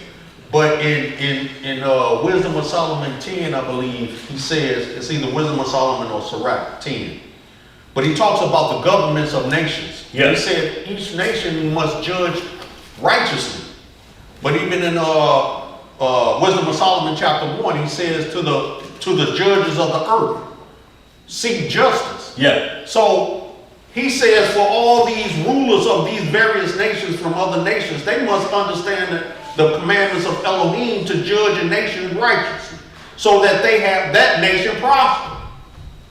But every time a ruler becomes wicked and against the commandments of Elohim, his kingdom is ripped from him and given unto another. Yeah. Because of their disobedience to Elohim's law. That's right. Like the city of Nineveh. But when they saw the death angel coming, Nineveh is not Israelites. Israelites were captive in Nineveh. The king and the animals and every person in Nineveh put on sackcloth, and that storm went another way. Then he called servant? Cyrus? Cyrus. And 41 Isaiah. The sun and the moon are not Israelites, but they keep it up. Johnny boy, look here. Run this real quick, y'all. Matthew, y'all, we're gonna run a couple of these, then we're gonna get to another question. Yes, sir. Just to finish up the 144,000, we're talking about eunuchs who could be that. Matthew 19:12. Talk about verse 10 through just 10, 11, and 12. Matthew 19, 10, 11, and 12 verses. And he was asking about, is it good for a man to marry a wife too? This is what they were asking on the side. So Paul just recording the same thing, y'all. But we just picking it up with the disciple here in verse 10 because they asking the same thing that was in 1 Corinthians 7. They asking on the side. Go ahead, bro. What it say? Matthew chapter 19, verse 10. What it say? His disciples say unto him, if the case of man be so with his wife, it is not good to marry. Is it not good to marry? So he basically saying that, listen, trouble gonna be like Paul say, is it good to even get married? Go ahead. But he said unto them, all men cannot receive this saying, save they to whom it is given. And he gonna explain why, because, go ahead. For there are some eunuchs which were so born from their mother's womb. So right here he's saying a man could be born with wounded testes. He can't reproduce. He's forced to be a physical eunuch at this point because he can't reproduce children. So his job would be at this point, produce children for the Lord. You know what I'm saying? Bringing them into the fold. Children of the kingdom. That's his job from here on out. He'll have spiritual children. Read some more. And there are some eunuchs which were made eunuchs of men. So some eunuchs was made of men being castrated. They did a lot of made eunuchs of men back in slavery. Castration. Go ahead. And there be eunuchs which have made themselves eunuchs for the kingdom of heaven's sake. He that is able to receive it, let him receive it. So a eunuch that made himself for the kingdom, he ain't castrating himself. He may be doing number 6, a Nazarite vow. Right. You can't touch no woman. You can't be around women. This is the deal. You present yourself holy. Those are some that make themselves eunuchs for these certain situations. That's what Paul was. That's the way the Messiah was. So when we talk about male virgins, this is what we talking about. Y'all understand? And ain't never touched a woman. This is what we talking about. They're saving themselves for the kingdom. That can happen in multiple situations. We just so tunnel vision, we don't know what to do. We just look one direction. And the Bible keeps telling us it's the news. N-E-W-S. North, east, west, and south. That's why they call it the news. It covers the four corners. That make sense? Mm-hmm. Let's get some more. Let's go back to this last one that could these be children. Just real quick, this is just a one-liner. Hit that John 1:47. This is who the Messiah ran up on. And he said some things that will make this grown individual capable of being one of the 144,000. Real quick, John 1:47, what did it say? John chapter 1, verse 47. Yahushua saw Nathanael. Who we see? Hold on, I heard quick phase flip. John chapter 1, verse 47. And y'all, and when we're talking about take account, before we lock in on one thing, we have to make sure we look at every other thing, make sure we ain't got that hospital gown doctrine on, where the back is open. Mm-hmm. You know, and then they get up and walk to the bathroom and be like, shit, no, he ain't got no drawers on, he just gonna walk in front of company like this to the bathroom. Oh, excuse me, walking with that bullshit. Yeah, he's like, damn, it look like he's been sitting in junkyard rocks to his ass, ashy as hell, you know. And he come back out, that's just that back of the gown open. There's a hole in there, close that thing up. What's that brown body on the back of the gown? Go ahead, bro. John 1:47, run that, bro. John chapter 1, verse 47. Yeah. Yes, Yahushua saw Nathanael coming to him, and says of him, behold, an Israelite indeed, in whom is no guile. In whom is no guile. He looked at Nathanael and said, this is an Israelite. But it was something he said before that, Nathanael, and why he said the thing. He said, you're going to see greater things than these if you continue to read on. But this is one the Messiah saw. And no guile in his mouth. This is a straight shooter here. Right. And this is a grown adult, so to speak, not a baby. Right. So y'all, we had to go through all that to answer that one question. Who are the 144,000? We're not saying who they ain't, but what we're going with is the consistency of the Bible. And it's men who given their whole life to the Messiah. You talking about bearing your cross. They're like, I want to walk just like the Messiah did. I don't want the world attack. I'm going solo with this, you know. And then there's some that were born that way that they have to take that route. We have to account for them as well. And we have to account for the stranger and the spiritual that say, well, I'm not Israel, I'm a union. I can't produce, I'm not Israel. And the script say, no, don't you ever say that, stranger. George Washington. You got the law. How you can't produce and you got the law too? You won't produce like they will, but you got to produce for your nation. We got any more questions too, buddy? I got any more questions on that topic sir. before we move on? I got several in here. Go ahead, bro. I got Helen Seamley here. She says, am I supposed to feel less than because I'm a wild branch? I'm a widow. Hold on. Saying what now? Read that again. She's saying, am I supposed to feel less than because I am a wild branch? I'm a widow. I fed myself and seek out teachers. I follow you and a few others. It says, one of them comes out very condescending with the wild. Well, is she saying, I'm a wild olive branch? Basically, that's what it sounds like. Is this coming from Romans 11? I think so. Yes, sir. Well, okay, that's a whole misinterpretation. And then she said something else too, right here. She says, I just feel like it's unnecessary to belittle the wild branches. We are here to learn too. Well, see, okay, I understand now. What she's basically saying is, these camps teach a Roman 11 doctrine that is all talking to Israel. Everybody mentioned in Romans 11 is all Israel. They just broke off in different perspectives, but it won't make sense. Right. Wild olive branches are the other nations. Right. You're either broken off the natural branch, then that's one thing, but you're broken off the natural. Wild means not part. But look, they call scattered Israelites the wild olive branch. They don't know who they are. You know the only problem with that? The wild olive branch still getting blessed.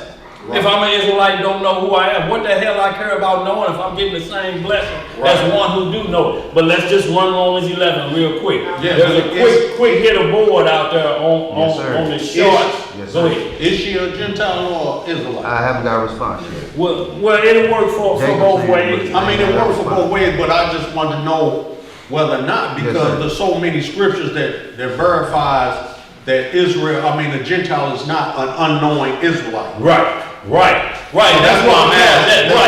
That's why I said that's what these camps teach. That everywhere you read in the Bible is a Gentile, that's a wayward Israelite. The only problem like that, wayward is getting blessing.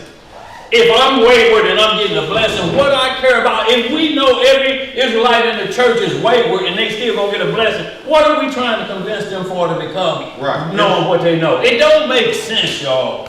That's why they teach you Romans 11, but we're gonna start at verse 1 and we're gonna get a little clarity on it. What it's speaking of, we're gonna go down to verse 20 and we're gonna call it, but it's gonna deal with, Psalm says, it's gonna deal with all three. The natural branch, the broken off branch, and the wild olive branch. And we'll let the chips fall where they may and see who fit the bill. Before we go to, can I just hit Yeah, go ahead, get that lunch. Romans chapter 9. We started,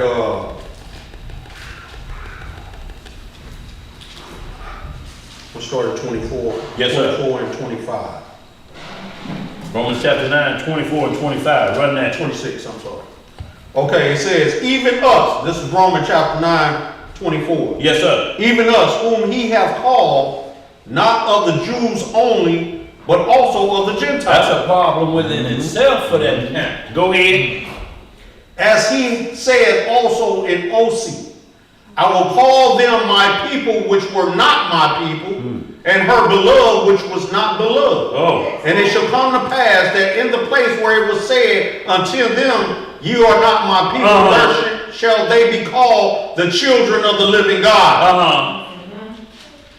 Read it, verse 27. Isaiah also cries concerning Israel. Though the number of the children of Israel be as the sand of the sea, a remnant shall be saved. Only a remnant gonna be saved. So how they gonna preach Romans 11 is no matter if you bad, good, or whatever Israelite, you all end up in the same pot at the end. Well, what is the use of trying to change one's mind if he believes he's in the doctrine of Christianity? A Buddhist. If they're gonna all come full circle anyway, what are you wasting your time talking to them for? Right. It don't make sense, do it? No. But let's get to this Romans 11. We'll pinpoint what they won't do because they verse teach you. They'll just point to a verse and then interpret it themselves. The Bible does its own work and it's been doing it very good for thousands of years. It don't need our help. Romans chapter 11 verse 1, who got it? I read it. Well, you be the one regulating most of the time. Yeah. What it said down there. Show me what it's like. They're trying to be quiet over there. Like we don't know each other. Yeah. Let's get it, y'all. All right, family, we're going to be reading in the book of Romans, chapter 11. I'm going to start the reading in verse 1. And it reads, I say then, hath Yah cast away his people? Yah forbid. That means H-E double hockey sticks, no. No, God forbid that he cast his people away because the Jehovah's Witnesses teach that when they knock on your door. Well, God cast away the Israelites. Right. So Romans 11 say that's not the truth. That's right. Oh, so Isaiah say the same thing. Go ahead. What else you got? And you know what, Brother David, they do say that. Yeah, they do say that. Well, we know because it's a doctrine where we have to get rid of the chosen and blend everybody in. You know, that's the doctrine. That's what they call a doctrine mix. It's called Judeo-Christianity. That means we're taking part of what the law say because we got the Edomites doing it, and then we take the other part of Christianity, we call it Judeo-Christianity. But none of them really have the true Messiah, neither side of it. But it's a doctrine that they merge together on. Like Trump and what he does over there in Jerusalem with the Edomites. That's a bond of Judeo-Christianity, whatever they call that term, of Talmudic teachings with Christianity, Roman doctrine in the same vibe. But you know, his wife is Catholic and he is saying he wants to join Well, that's what we're talking about, Judeo-Christian. We're just blended together because both of us made up anyway. We ain't the children and they don't have the right God. Christianity, they worshiping somebody else. That's Council of Nicaea work. That ain't got nothing to do with these scriptures. That's a whole different Roman God. That's the image. That's Caesar Borgias they chase. So y'all, we have to be careful with that. But let's get some more of this Roman. I say then, have Yah cast away his people? Yah forbid. For I also am an Israelite, of the seed of Abraham, of the tribe of Benjamin. Now you have a lot of people saying Paul was a Roman. Paul ain't no Roman. Paul said, I'm a Roman citizen. Right. I just live in Tarsus, the city of Rome, but I'm an Israelite. My stock goes back to Benjamin. Like, we're American citizens, but we're Israelites of the tribe of Judah. Same thing, he ain't cast us away. We know where our identity is. We just right here. We're just called American citizens because we have citizenship. But our tribal origin is not listed like they list tribal origins for everybody else. We're listed as colored, blacks, Afro-American, everybody else, Germans, French, Caucasian. You know, they have a father to go back to, but we get Proverbs to go by. Afro-American. Right. You know, just think about this. You walk in the room and you're named as a nation of people by your hairstyle. See, I was an African American for the first hours of school till that blowout kid shrunk back down. And then they like, look, he a Hamite again, you know. Cause somebody beat right back up. Nurse used to ask me, man, how your hair eat up a curl in the weekend? I don't know, I just needed it for the weekend. Let's get some more in the weekend, Verse 2. Yeah. Yah hath not cast away his people which he foreknew. Yeah. Wot ye not what the scripture saith of Elias?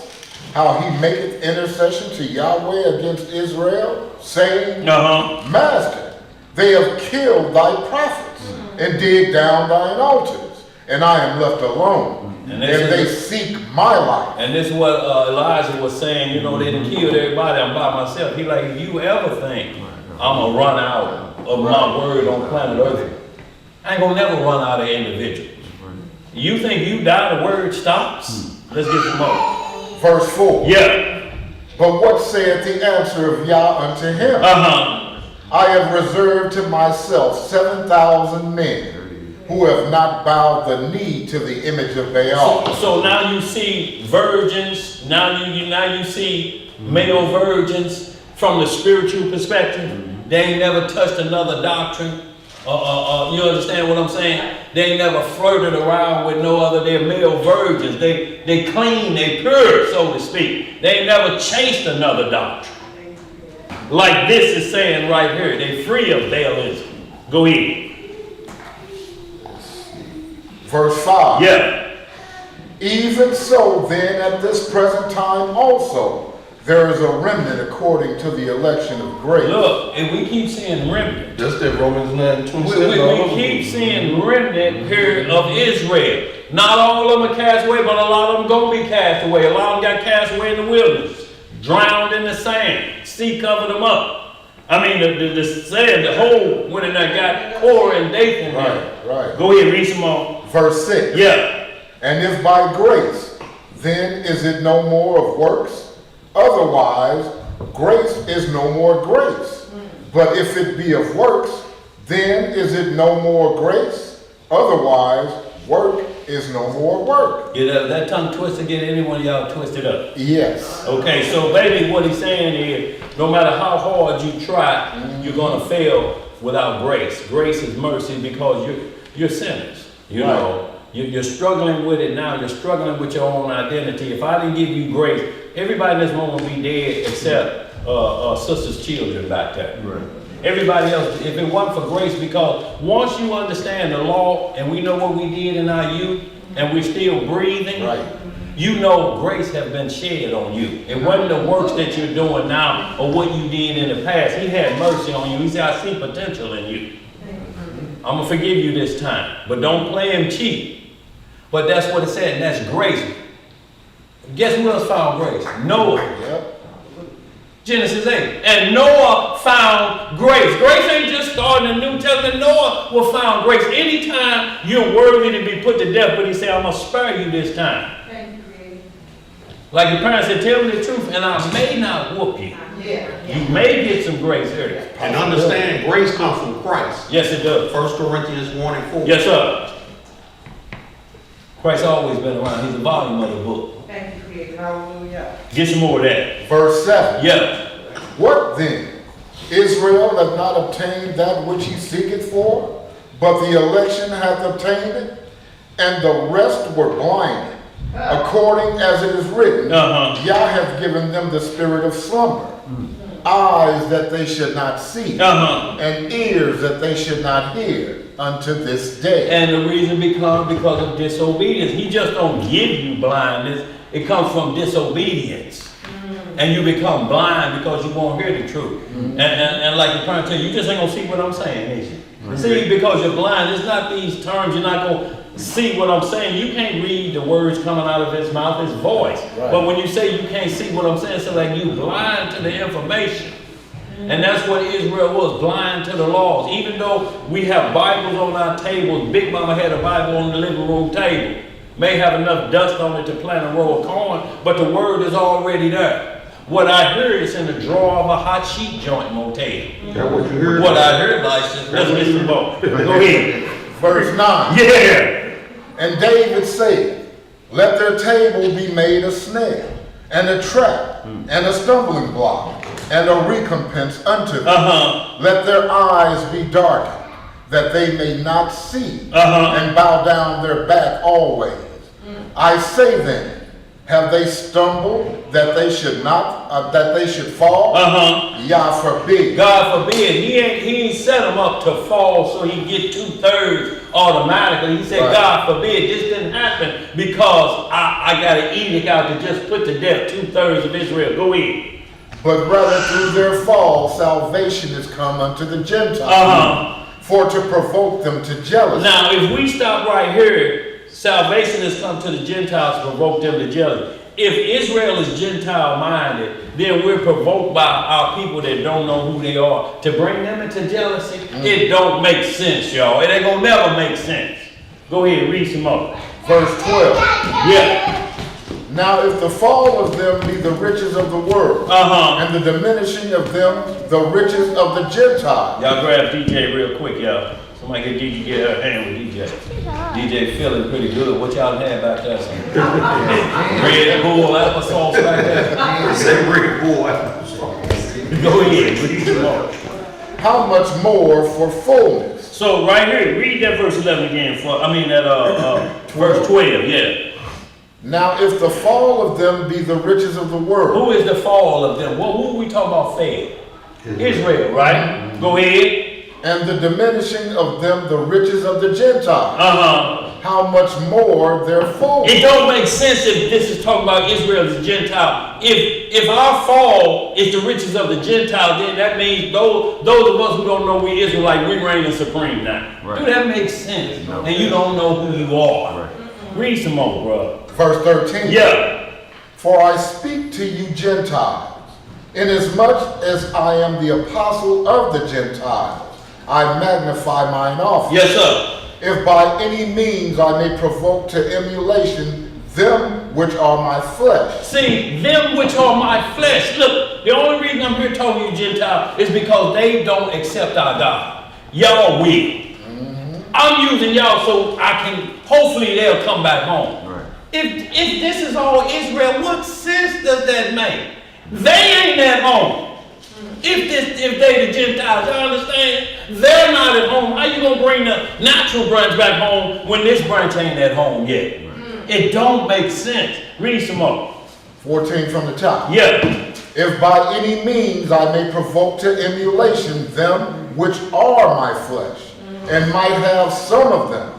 For if the casting away of them be the reconciling of the world, what shall the receiving of them be? But life from the dead. See, if the casting away of them, who is them? Who is them but the Israelites? It's saying basically, if they come back come back to fullness after breaking my laws, it's going to look glorious for everybody else. My own people are back. My own people are back. I don't have to look at stepson no more like this. My child, the prodigal son, is back. Let's get some more. What else is that? Verse 16. Yeah. For if the first fruit be holy, Yeah. the lump is also holy. That's right. And if the root be holy, so are the branches. Uh-huh. And if some of the branches be broken off. Who are the branches that are broken off? Israel, they won't listen. Go ahead. And thou, being a wild olive tree, wert grafted in among them, and with them partakest of the root and fatness of the olive tree. Boast not against the branches. Boast not against the natural. If you're the unnatural and it's saying you're coming up, don't forget and boast. Now remember, you're a knucklehead, you don't know you're an Israelite. Don't boast against the Israelites that know who they are. Do that make sense? No. It don't make sense. It ain't gonna never make sense. Because you got one that the whole nation is looking at ain't worthy because they got a Gentile mindset, is equal or above the natural branch at this point who fell off. Let's read some more. Verse 18. Yeah. Boast not against the branches, but if thou boast, thou bearest not the root, but the root thee. So you're not looking at Christ in this situation. You're looking at the offspring of Christ, the 12 tribes. And so it's saying you better look root first. Right. Because that's the master. Don't think because they down, you can move in their spot. Exactly. The master put you back where you belong. Let's get some more. Verse 19. Yeah. Thou wilt say then, the branches were broken off, that I might be grafted in. That I might be grafted in? Who is this talking about? The natural branch. If I'm a Gentile, don't know who I am, then I am the broken branch. Yes, sir. It don't make sense. You understand what I'm saying, Elisha? Yes, sir. It don't make sense. You got one group saying this group don't know who it is, talking to the other group who lost their way. But they're all the same group, huh? And one champion above the other, and both of them lost as hell. Get some more, brother. Verse 20. Yeah. Well, because of unbelief, they were broken off. What broke them off? Unbelief. Israel got broke off for unbelief. Go ahead. And thou standest by faith. Be not high-minded, but fear. For if Yahweh spared not the natural branches, take heed lest he also spare not thee. And he talking about grafting back in. He said the natural branch was broke off because of unbelief. And he telling the wild olive, because y'all believe, don't think y'all leapfrog them. It's still a remnant out there that ain't never bowed a knee. I owe them according to the promise. They can never go away from Abraham. It's a reserve, a number of them. So it can't be talking about the same group of people. It's just telling y'all get hard-headed. I'll choose somebody else to show y'all what y'all supposed to be doing. Wow. And they're called the wild olive branch. They're not part of the natural branch. Because you got the natural branch, you got the broken off of the natural branch, and then you got the wild olive branch. You got three groups. Explain how all three groups are Israel. Natural branch, those that obey, the remnant. The broken off branch, the disobedient Israel. The 10 tribes, and then Judah saw and did worse. Judah did worse than the 10 tribes. So that's why you got them broken off like they are. And then you got a wild group you saying that's told not to boast. It don't make sense, y'all. It don't never make sense. Go ahead and read some more of that. Verse 22. Yeah.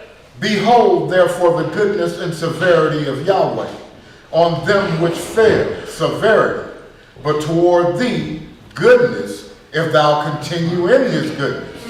Otherwise, thou also shalt be cut off. And this is talking about the wild olive branch. If you're saying there Israel who don't know who it is, he said, y'all better take this blessing and you better accept it, because if you don't, I'm going to cut y'all off. Well, if they Gentiles, the Israelites don't know who they are, they already cut off, ain't they? It don't make sense. Right. Make it make sense. Go ahead. Yes. Verse 23. Yeah. And they also, if they abide not still in unbelief, shall be grafted in. for Yah is able to graft them in again. So if we quit our hard heads, he could bring us back in. Now this is the wild, now this is the Israelite who you would say got a Gentile mindset. If they let that go and understand what the laws is, the rules, they'll be grafted back in. They'll be brought back into the fold. They won't be part of the 2/3 of Israel. He's telling you about the 3 separate groups, and we sit here still trying to make it all one. Go ahead, what else to say? Verse 24. Yeah. For if thou were cut out of the olive tree, which is wild by nature, and were grafted contrary to nature into a good olive tree, how much more shall these, which be the natural branches, be grafted into their own olive tree? Y'all see the 2 separations here, group. He like, look, if you wild and you get a piece of this, how much more of those who were disobedient come back to the fold and they get back in? They still gonna leapfrog you because the promise is to them. So don't boast because y'all get a little taste of this. Don't get beside yourself. And that's where the Jehovah's Witness run that program, where he cast them away. And they have no identity who they are as a people. Y'all understand? Well, they gone. They gone. They gone. We've been grafted in. The New Deal, Jehovah's Witness, Charles Taz Russell, the 33rd degree Freemason. Really? Where you at on that verse what? 25. Yeah. You want that?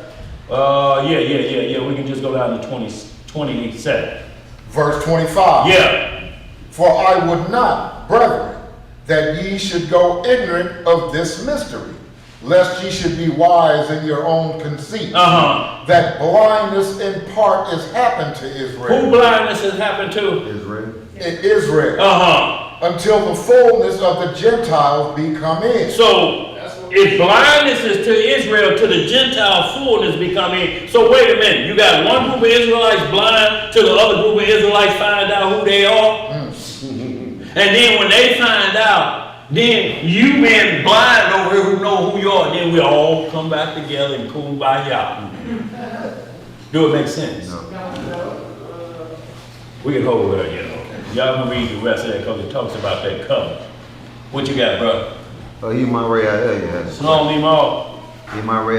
question is, the 2 olive trees are who in Israel?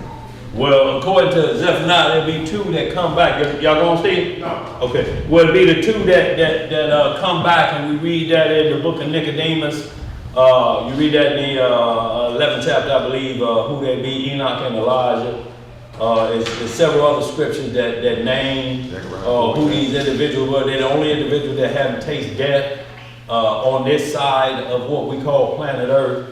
So they have is appointed in Hebrews 9:27 for every man to die once, and then the judgment. So since they haven't tasted physical death, they'll be back to taste it because the Antichrist is going to put them to death. So a lot of people think it's Moses because he was with Elijah at the Mount of Transfiguration. But no, Moses wasn't ever carried away for good deeds, so to speak. Moses was put down for disobedience of what he did, making himself equal with God. So if y'all look at the situation, that's a perfect example. Like Moses said, shall we give you water? So now he being technically a wild olive branch trying to get in the good graces of Most High, he's boasting against his own branch, so to speak. Shall we give you water? You ain't up here. The Most High said, I made you a God to Pharaoh, not the children of Israel. You don't do that. I'm their king. I'm their God. You don't get to elevate up here yet. So I got to put you down, Moses. But he didn't have to tell Enoch that. He didn't have to tell Elijah that. He had to straighten Elijah out about thinking he was the only one left on earth. And he had to tell him, I got 7,000 more here, player. If you die today, there's 7,000 more. So it's saying who this with. When you get into the book of Barnabas, you'll see it, not Barnabas, I mean Nicodemus, 11th chapter in the lost books. You'll see what we're speaking of. Any more questions out there, too bad? Yes, sir. So also to put that Romans 3:29. Romans 3:29. It says, is he the God of the Jews only? Right, yes sir, yes sir. Is he not the God of the Gentiles? He's also the God of the Gentiles. And if he's the God of the Gentiles and we all Gentiles, then they don't need us trying to change our name to Israelite. You understand what I'm saying? They're saying you're a numbskull, but you still get blessings. I just stay a numbskull. Right. Get away with a lot more that way. And still get blessed. If that's how you do it. Why you getting away? He ain't getting away with nothing. Let's get it. What we got? Tubaya Ben Yehuda in the chat asks, what is the valley of Jehoshaphat referred to as the valley of decisions? Does this judgment of the nations come after the great tribulation? Well, yeah, because it's the valley of decision. We're talking about where, right preceding the second coming, 2 Thessalonians 2, where the Antichrist is having his way. And then the valley of decision is made because remember, he turned after 3.5 years. The first time he gonna be cool. He gonna be blessing everybody. He gonna give you stuff. He gonna make you think this is God on earth. Man, have you seen the boost in my social security check? I'm done with what I get. All to the one sitting on the throne in Jerusalem in that new temple. All cause of him. And then when the valley of decision comes, it's decision making time. Or you're gonna be with the 2/3 of the fallen angels. That was 1/3. You the 2/3 alone. Will you join them in this war? That's the valley of decision. Slow me now. That's where it's gonna be decided if you're alive at that time. That's where it'll take place at. The valley of decision. Because you have to understand it's got to be around Jerusalem to lock and load. All these events going to take place in Jerusalem. The Antichrist is going to be put down in Jerusalem, not America. Let's get some more. Where we at? What you got to do about it? Hubia had a question. She was saying something along the lines of everyone at her job or somebody at work, everyone's going to see that movie, The Sinner. Yeah. Okay, I never felt to see the movie. Okay, a guy at work tells me I was wrong for saying that because I felt like light and darkness shouldn't dwell together. And he got mad. And to make a long story short, she says this individual tried to force her, then keeping me what? Hold on, I'm going to the other part of the question. But he keeps bothering me about my faith, and how would you handle him? Well, the deal is when you start talking about what you can't watch on TV, you got to throw your phone in the trash can immediately. Because you can't control what comes across here. Right. You pretty much control what you do, but the advertising ain't going to come across. It's going to have all things that you don't like on here, and you just swipe left. Right. To just do the same thing. But the bottom line is the movie, Nerf went and saw the movie. Y'all, when we go see movies, they're for fact-finding mission, just like you watch a football game. Just like you watch any TV show, you're like, oh, they just slip that in. That's why I say watch as well as pray. Right. You just can't pray evil away all the time. You have to know what you're watching. Right. So you can tell your children, y'all can't watch that. Right. That has this in it. Right, she's saying a little bit of, basically what you're saying, this movie is full of abominations, witchcraft, sorcery, lust. I had a lady tell me she wished she didn't go see it, and that she left rebuked. Right, but look, you know what's worse than that? The Young and the Restless. And we watched that. Right. Boy, tuned in to Victor Newman. He's still alive. Boy, look here. Know every wife Victor Newman done had, even his son's wife. Y'all understand when you talk about wickedness at that level, that where the father had the son's wife, and the mother had the son-in-law, and all of this, and then you watch that every day. We look at all these shows and we say, what you can't watch on TV, y'all. Lot was surrounded by this in Sodom and Gomorrah. I'm talking about, you know how they say with filthy conversation. Boy, conversation every day. You know how they say Cato Caleb was bumping into OJ wall. You heard a bump when OJ was trying to hide in gloves. That's what you used to hear outside your wall. Pull him down. Get him down. Just right outside your wall. Every day, can you imagine? It's late at night. You trying to sleep with your family. Get him down now. Get him down. I understand what it's saying, but you have to understand, you living in the world of wickedness. Right. It's whole, it ain't just that movie. What you ain't gonna watch? How you gonna send the children to school? Right. Even the 10 o'clock news. Yeah. It's full of wicked. Yes, sir. I mean, you can't get around it, sis. It's grounding yourself in faith in Elohim.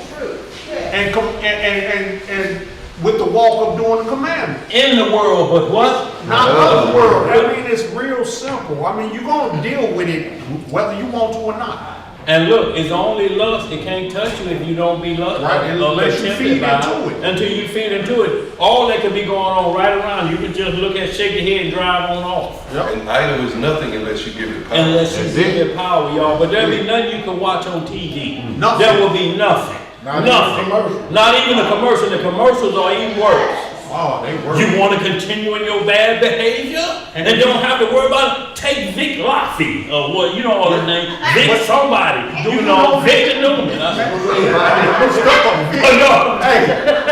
Go ahead, Have bro. you noticed that one commercial about the HIV medicine and any medicine what I'm talking that about. deals with bad behavior? Yeah. As long as paid.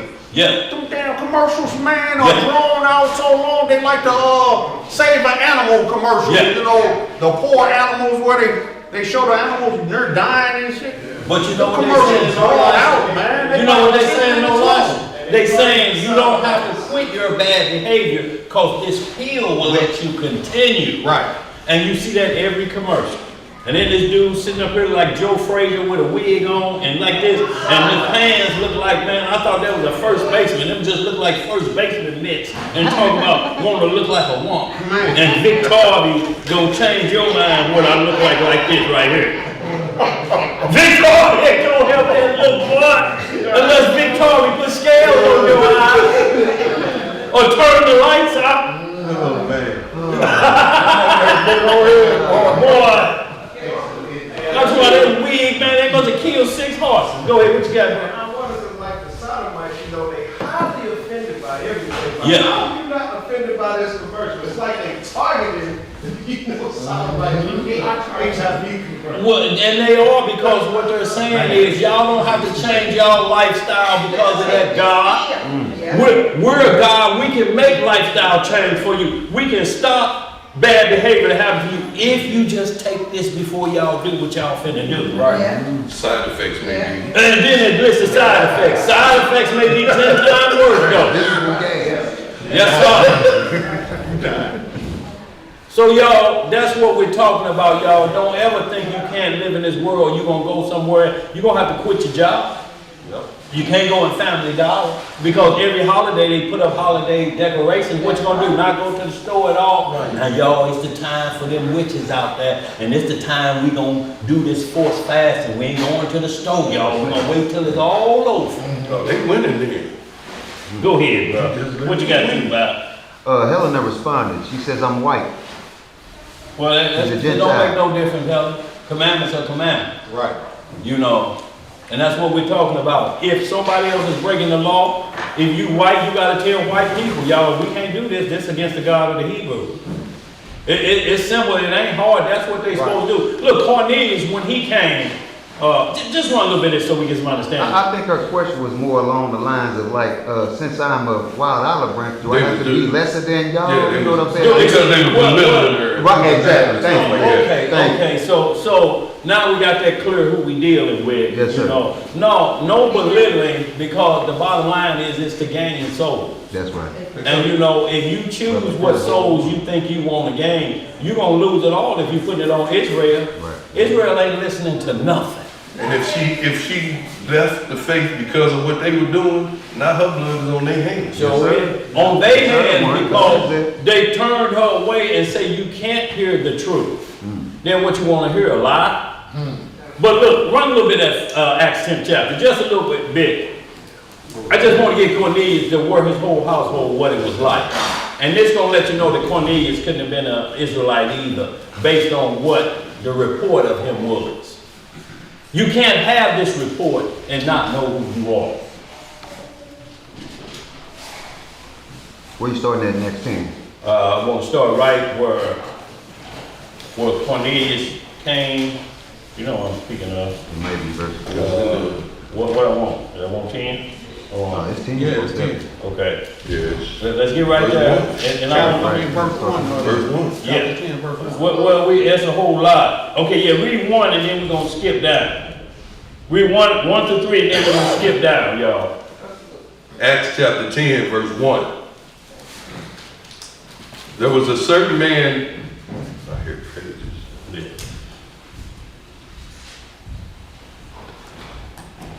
Acts chapter 10, verse 1. Yeah. There was a certain man in Caesarea called Cornelius, a centurion of the band called Italian band. So it was a Roman soldier in the Italian army.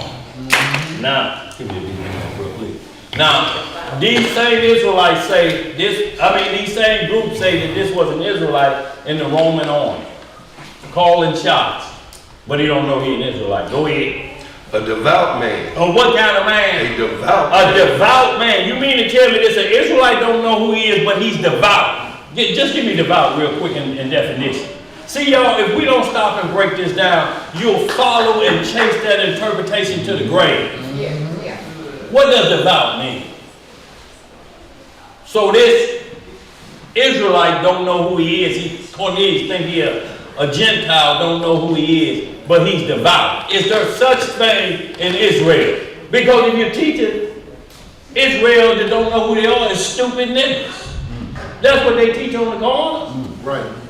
What does it say, devout? Devout, having or showing deep religious feeling or commitment. So y'all see this? How is he a Gentile and got deep commission to faith and ain't found out he Israel yet? Do that make sense, y'all? What you got about that, Sid? But in this chapter right here, everybody that's in church and want to talk about food, about acts. Because they want to keep eating pork. They want to do Victory. This day Victory scripture. But if they keep reading, they stop and keep reading. But if you read, like I say, verse 1 down, it said Peter doubted the vision. 3 times it went up. He said, "No, Lord, for nothing that ever entered my mouth unclean." He just thinking about the vision. Boy, why would the Lord say eat something unclean? We didn't eat it when he was here, and I ain't ate it since he left. He didn't give them instructions like that. Why is he doing that? He's doubting a vision, and that they won't tell you. They won't say church, and he's doubting the vision because his faith is weak. He's got faith weak. He don't want a chicken sandwich, but he can have it. No, that ain't what they're saying. Go ahead, bro. Where you at? Verse 2. Yeah. A devout man. And one that feared Yahweh with all his house. With all his what? With all his house. Which gave much alms to the people and prayed to Yahweh always.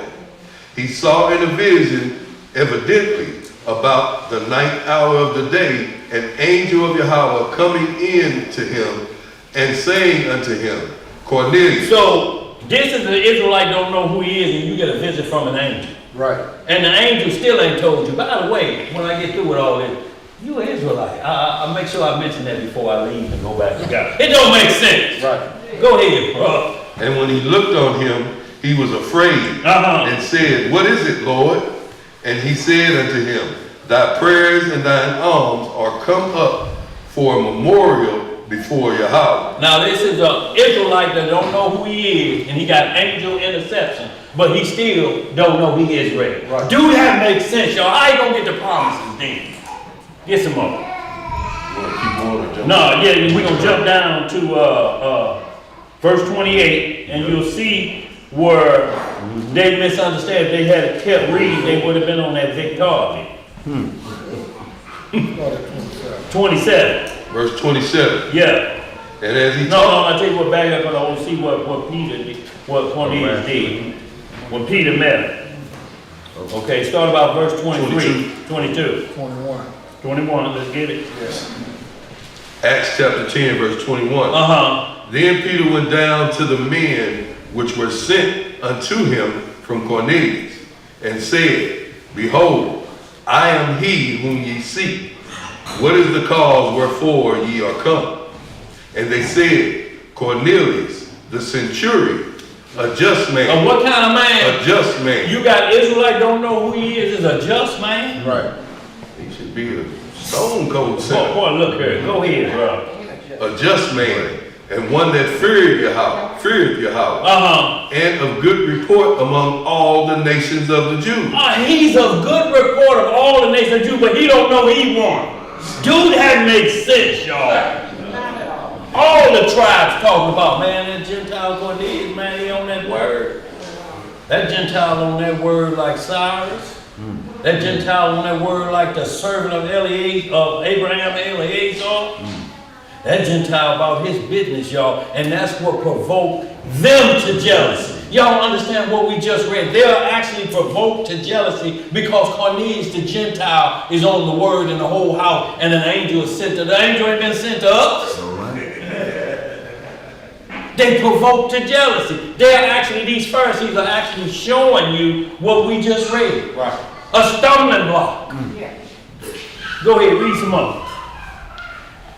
And of good report among all the nation of the Jews, was warned from Yahweh by an holy angel to send for thee unto his house, and to hear words of thee. So you got an Israelite that's already in good report with the Lord, an angel coming, and you're going to send him to Peter, another Israelite, to another Israelite, and one has got an intervention, and the other one down the vision. What kind of, you know what I'm saying, Lysa? But that's them preachers want that Victorvy swine so bad. That they'll stop right there. There it is. Rise, kill and eat. We don't need to go any further. Close your books like Marvin Sapsucker said, close the doors. Close your books. We don't need to go any further. Staff, bring out the ham hock helper. Enjoy. You can't help no ham hock. Go ahead, bro. Go ahead, bro. Where you at? Verse 23. Yeah. Then called he them in and lodged them. And on the morrow, Peter went away with them, and certain brethren from Joppa accompanied him. Notice it says certain brethren, other Israelites went with them. Go ahead. And the morrow after, they entered unto Caesarea, and Cornelius waited for them. And he called together his kinsmen and near friends. Who would be his kinsmen and near friend? Other Israelites, if he an Israelite, wouldn't that be his kinsmen and near friend? Hey, all you other Israelites don't know who y'all are. Come on. It's some real Israelites know who they are, but they ain't keeping the law like we are. Come on, y'all, here they come. Let's read some more. And as Peter was coming in, Cornelius met him, and fell down at his feet and worshipped him. But Peter took him up, saying, stand up, I myself also am a man. You see how Peter keep this, but these camps won't read verse 26. No, they won't. They'll just read verse 25 to a wayward Israelite and tell them you're supposed to bow. The general is on deck. Get some more. Verse 27. Yeah. And as he talked with him, he went in and found many that were come together. Now this verse 28, what the preachers, if they ever read verse 28, they would understand the vision as well what Peter saw. It wasn't about food. But go ahead, let's read what it said. Verse 28. Yeah. And he said unto them, ye know how that it is an unlawful thing for a man that is a Jew to keep company or come unto one of another nation. But Yahweh has showed me that I should not call any man common or unclean. That's what he's telling you. He said the nations ain't no more cut off. You got to give them the word again. You got to be a light to them now. Y'all straight, you got to be a light. And when you get into Acts 18 and Acts 9, that's what made Paul go to them. He said, I came to y'all first. And y'all kept turning me down. Lo, I turned to the Gentile. That's what Paul said. Paul ain't never just go to them. He said, I follow our mission. Come to y'all first. And y'all just kept looking at me like, get away from here, traitorous Negro. Get away from here. He's like, okay, I'll just go to the Gentiles then. Right. They'll hear it and they're provoked to jealousy even unto this day. Yes, sir. Hey, can we hear one more? Go ahead, yes, sir. Can you read that 34, 35, please? What you say? Can you read that verse 34, 35? We can read 34, 35. Go ahead, bro. Verse 34. Then yes, sir. Then Peter opened his mouth and said, of a truth, I perceive that Yahweh is no respecter of persons, but in every nation. But in how many nations? In every nation, he that feareth him and worketh righteousness is accepted with him. Y'all, so we're not, and then you'll have everybody, there they go again. There they go, God's warrior, let in the Gentile nation. These Negroes is crazy. We ain't letting in nothing. You got to keep. We got to keep, yeah. There they go. Nothing we read said we let them in. We didn't say that. We didn't make that up. Me just at the king. Yeah. But boy, look here. You know. They say God be worthy. Yeah, that ain't go again. Them Gentile loving. Yeah, the love of the. Yeah, they want them all there. But I don't know what kingdom you gonna have when you gonna have black supremacy. It don't work here. What y'all trying to put together. It ain't gonna work there because it ain't set up that way. For one, you don't acknowledge the transgressions that's got us here. You're blaming the people for our behavior. You ain't blaming them for furthering the affliction. That's all they did. But for the captivity, our God brought us down here. You can't punish them for what he ordered. You have to punish him for going over the limit. Being judge and jury. Well, we ain't letting them go to court. We're going to hang them out here. That's what they're going to be punished for. Not for holding us fast, because if that's the case, then you're going to have to kill all the abolitionists as well who helped you. You think Harriet Tubman was in that uniform of the, what was she in the North? The North uniform? She fought in the Civil War and was freeing slaves. How do you think she did that? By herself? You actually think she did that by herself? Or was it some abolitionists involved? Where do you think she got the uniform from? You think she made it herself? I'm here to make this here copycat here of the North uniform, and I'm going to put it on, fool all them heathens. I'm going to go down in the Underground Railroad, and we're going to get us some chicken, and we're going to get some stuff, and we're going to ride that train to freedom. You know it ain't happening. Go ahead, bro. Oh, we gonna be that sottish. Let's hit this Wisdom of Solomon, chapter 19. Yes, sir. Where you see the Most High punishes Israelites for mistreating a Gentile that has submitted themselves unto the covenant of the Most High. And look here, they don't whoop them enough to get off that government assistance. No. You love them Gentiles for that? No. Look, you don't want them dead for that. You know why? You're playing on them. Like say, you're loving them now because if they took everything away right now, it'd be starvation. Trump trying. Where you going, Elijah? Wisdom of Solomon and Apocrypha, chapter 19.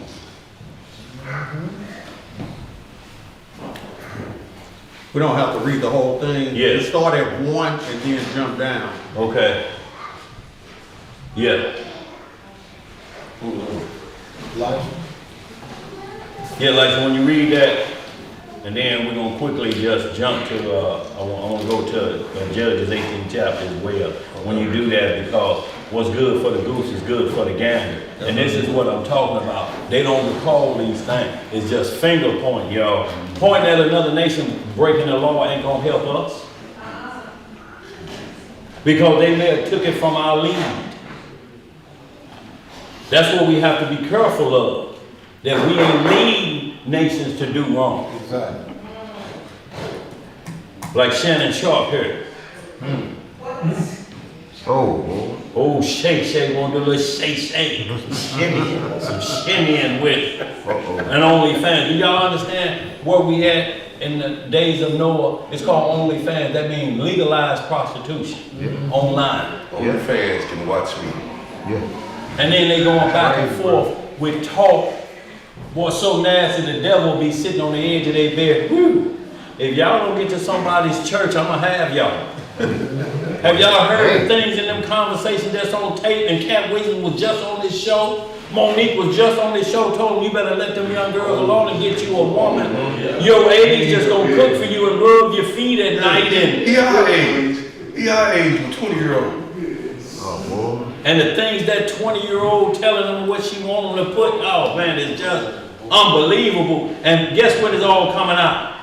His value of decision, $100 million contract he about to sign on. And they said, hold it right there. Wait just a minute. There's some accusations going around. Right. You can't do that. Now you gotta take time. The time, what you talk, oh come on, you right finna sign the contract and then this come in and they say, wait a minute. You gotta take some time off. Wow.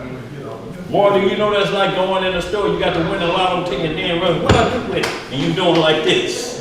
Oh, that's hurt.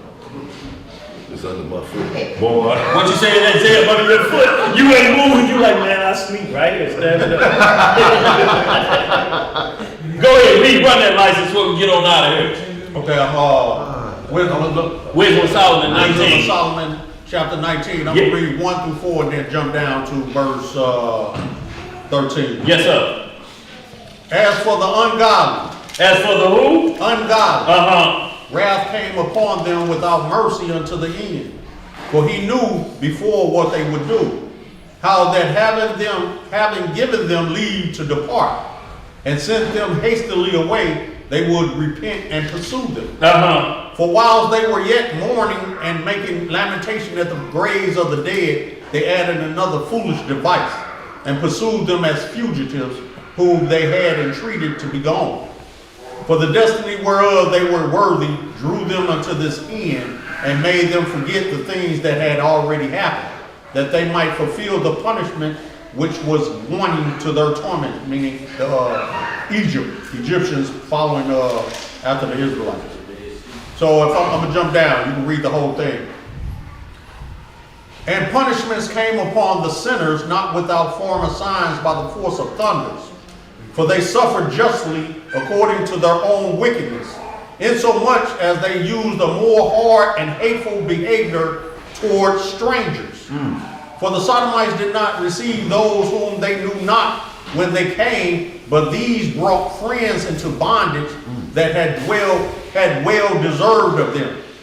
And not only so, but peradventure some respect shall be had of those, because they used strangers not friendly. But these were very grievously afflicted them, whom they had received with feastings, and were already made partakers of the same laws with them.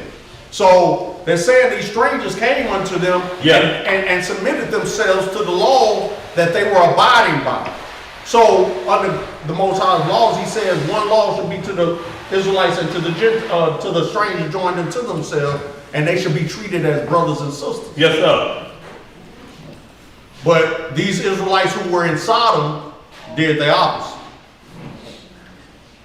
Where am I? 17. Therefore, even with blindness were these stricken, as those were at the doors of the righteous man, when being compassed about with horrible great darkness, everyone sought the passage of his own doors. For the elements were changed in themselves by a kind of harmony, like as in psaltery notes change the name of the tune, and yet are always sounds, which may well be perceived by the sight of the things which that have been done.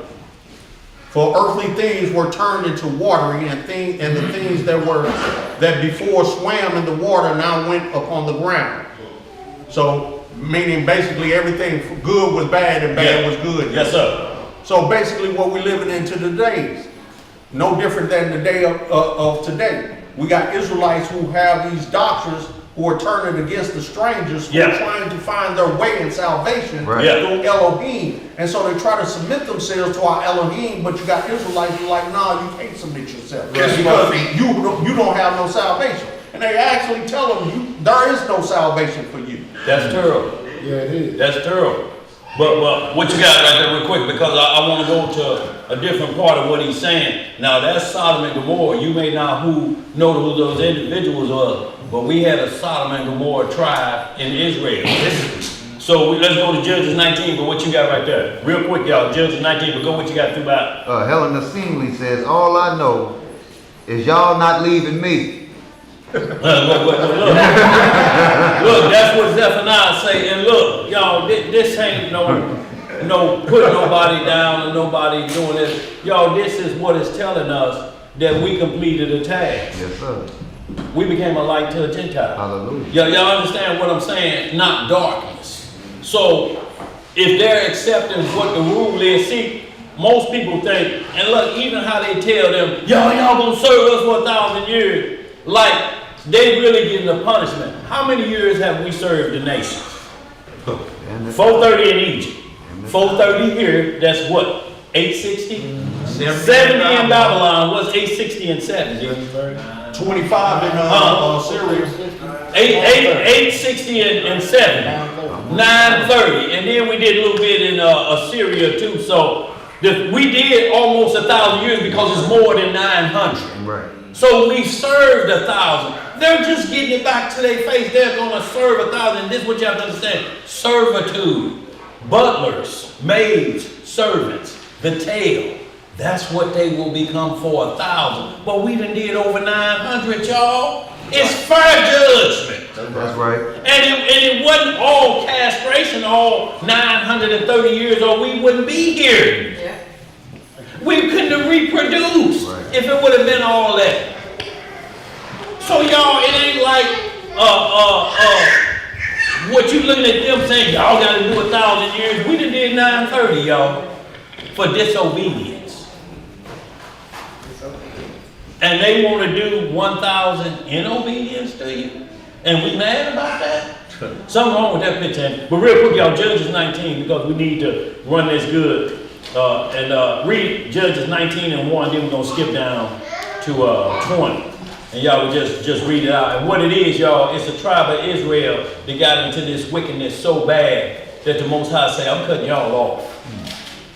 See, when we talk about Sodom and Gomorrah, that's what we say being well-rounded, and somebody bring this up. Oh, you gonna bring up Sodom and Gomorrah. How about that old rotten, no good tribe of y'all down there beating on that man's door, wanting to do what the Sodomites did? Right.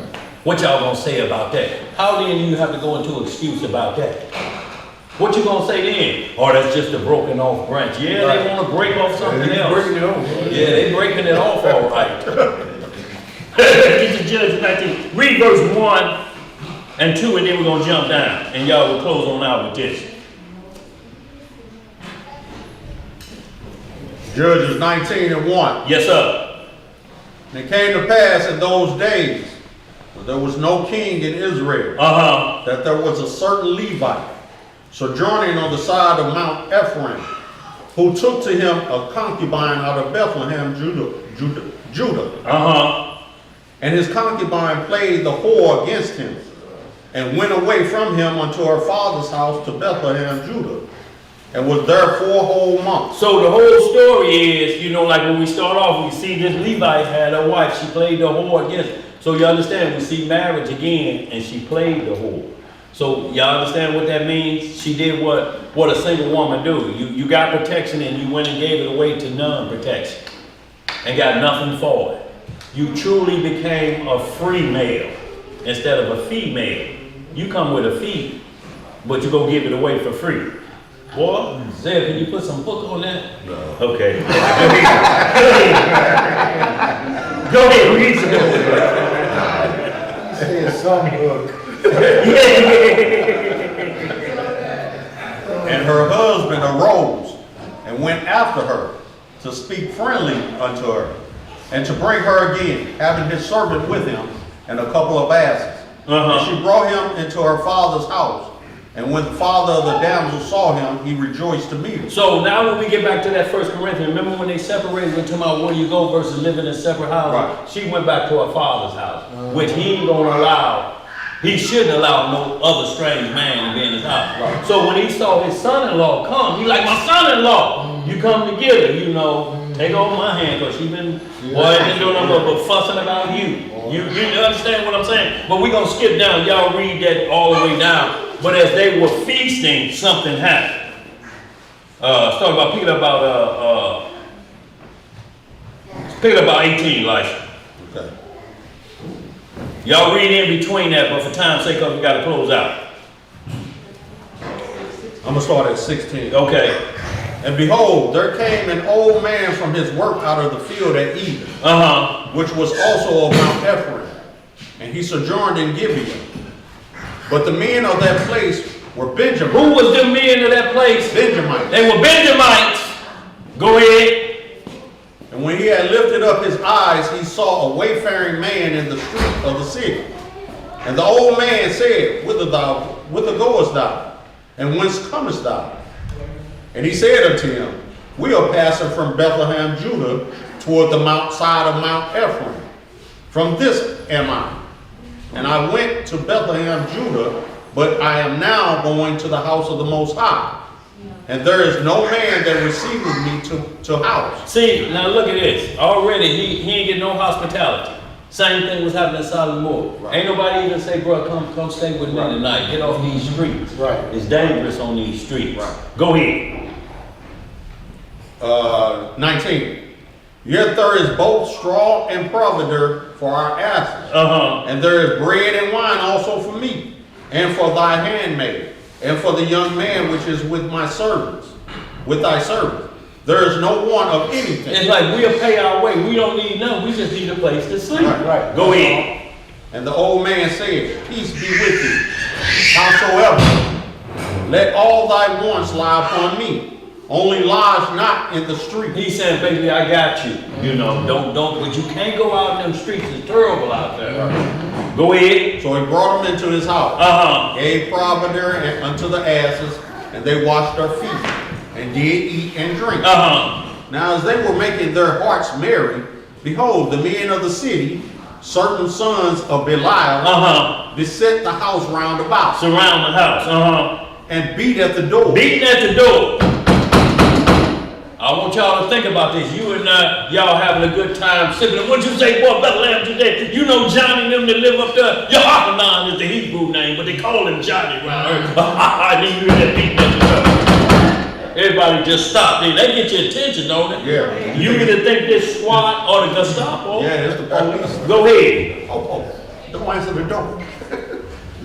Now as they were making their hearts merry, behold, the men of the city, certain sons of Belial, beset the house round about, and beat at the door, and spake to the master of the house, the old man, saying, bring forth the man that came into thine house, that we may know him. Do y'all think he just wanted to say, hey, we're the sons of Benjamin and you are who? and y'all think that's the no they pounding on the door? No, sir. No, it's the same no as Sodom and Gomorrah. Yeah, go ahead. And the man, the master of the house, went out unto them, and said unto them, nay, my brethren. My who? My brethren. Nay, I pray you, do not so wicked.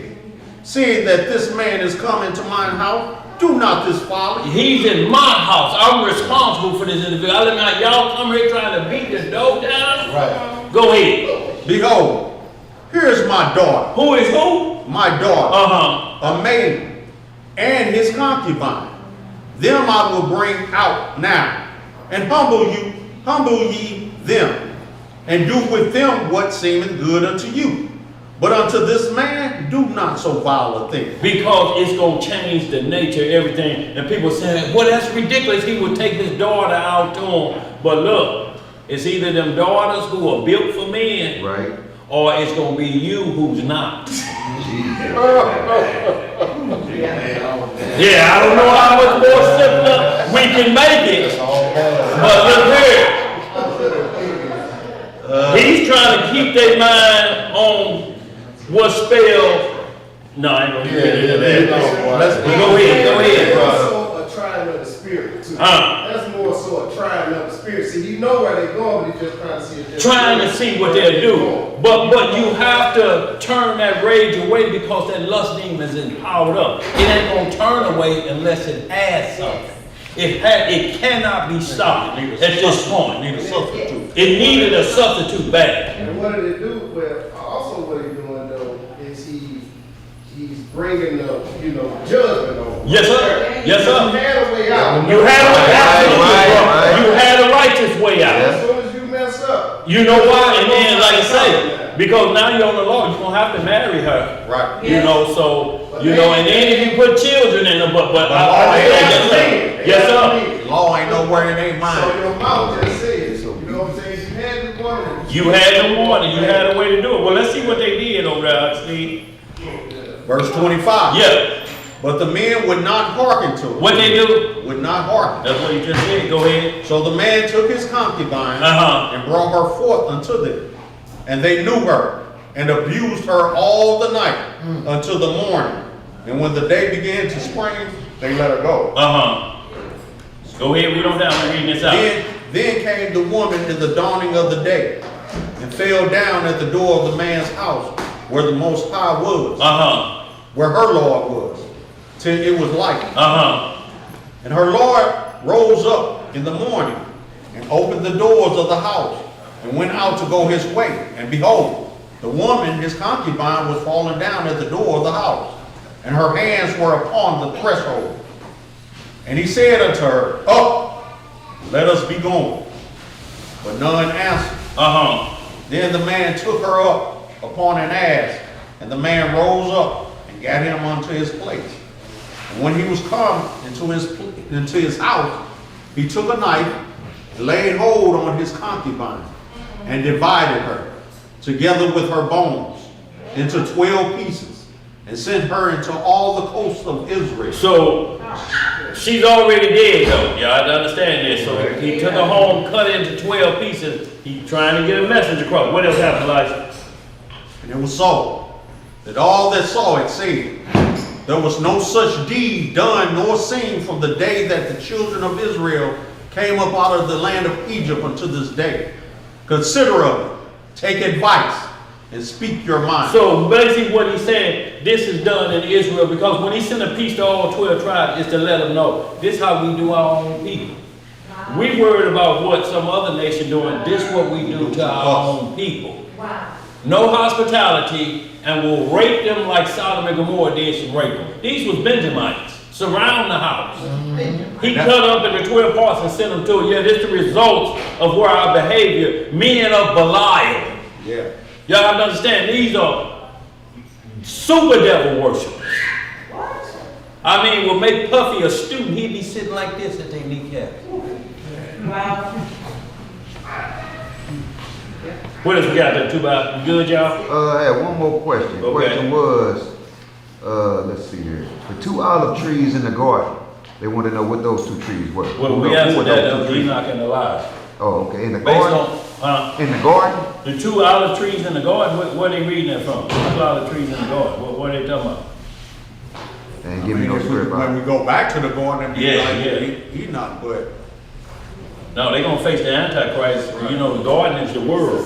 So if that, I mean, we need a particular what they're saying, because sometimes, you know, the chapter and verse you can't find because they're listing some 2 witnesses in the garden. I don't recall seeing that. I know there was 2 trees, the tree of life and the tree of good and evil in the garden. But they were opposed to one another.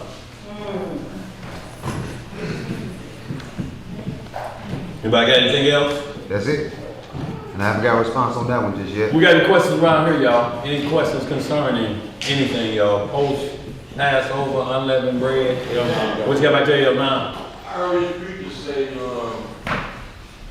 he said, the Most High made Lucifer, but he didn't make Satan. He made Lucifer, but he didn't make Satan. He made them money. Okay. He made them money. Yeah, like you can play spades and use a club instead of spades. No, it don't work that. See, when he say he don't make Satan, what he basically saying is, I made him good. Just come out and say, I made Lucifer an archangel, and then he went left field on me. That would be the easiest way to say it than trying to confuse a bunch of people and make them think it's 2 separate individuals.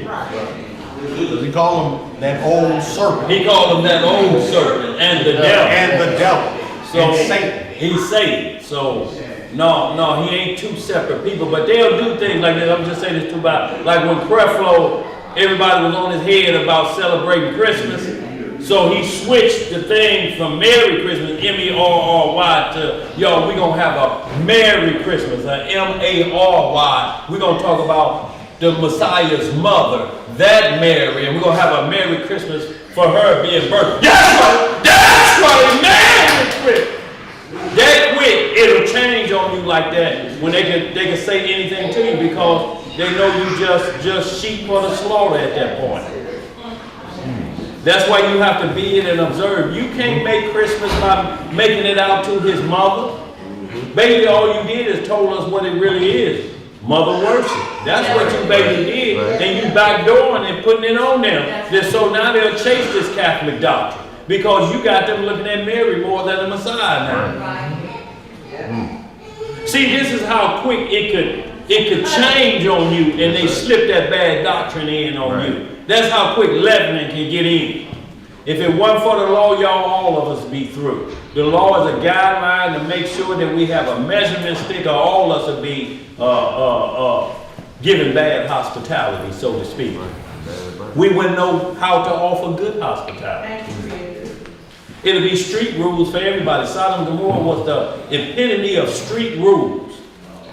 I'm talking about when you get into Jasher, 18th and 19th chapter of the book of Jasher, you will truly understand. And not only was it just one, it was 5 cities. So you picture Vegas, San Francisco, Atlanta now, which is the black San Francisco. What's some other hot spots of? New Orleans and Los Angeles. The 5 hot spots that smell like sin. When you talk about people in the French Quarter, say it just smell like football players that's been to practice 10 days and ain't took a bath in 10 days. The Walk of Fame. No, if you've been over there, what it smell like around now? Now that's their Walk of Fame that smell like. New York worse. New York worse? Well, look, it's a capital too. So y'all, that's what we talk about. But just picture all of those cities with that behavior.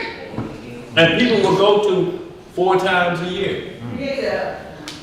And they would just separate from their wife and children, and they wouldn't see them for 2 weeks. And then they all just get back in the car and they don't say nothing to nobody. I don't want to know what you're doing.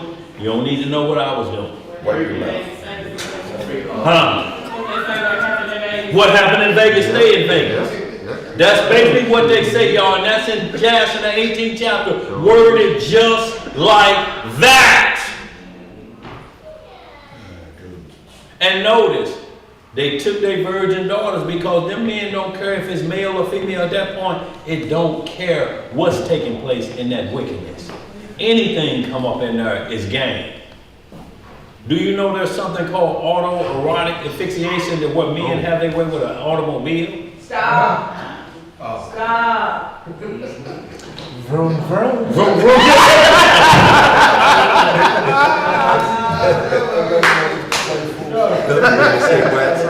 So y'all, like I say, we are in our countdown for Feast of Pentecost, which is our 7th complete Sabbath, gonna land us, and one day gonna land us on June the 1st. Our next feast day, y'all. So get yourself prepared, get your count.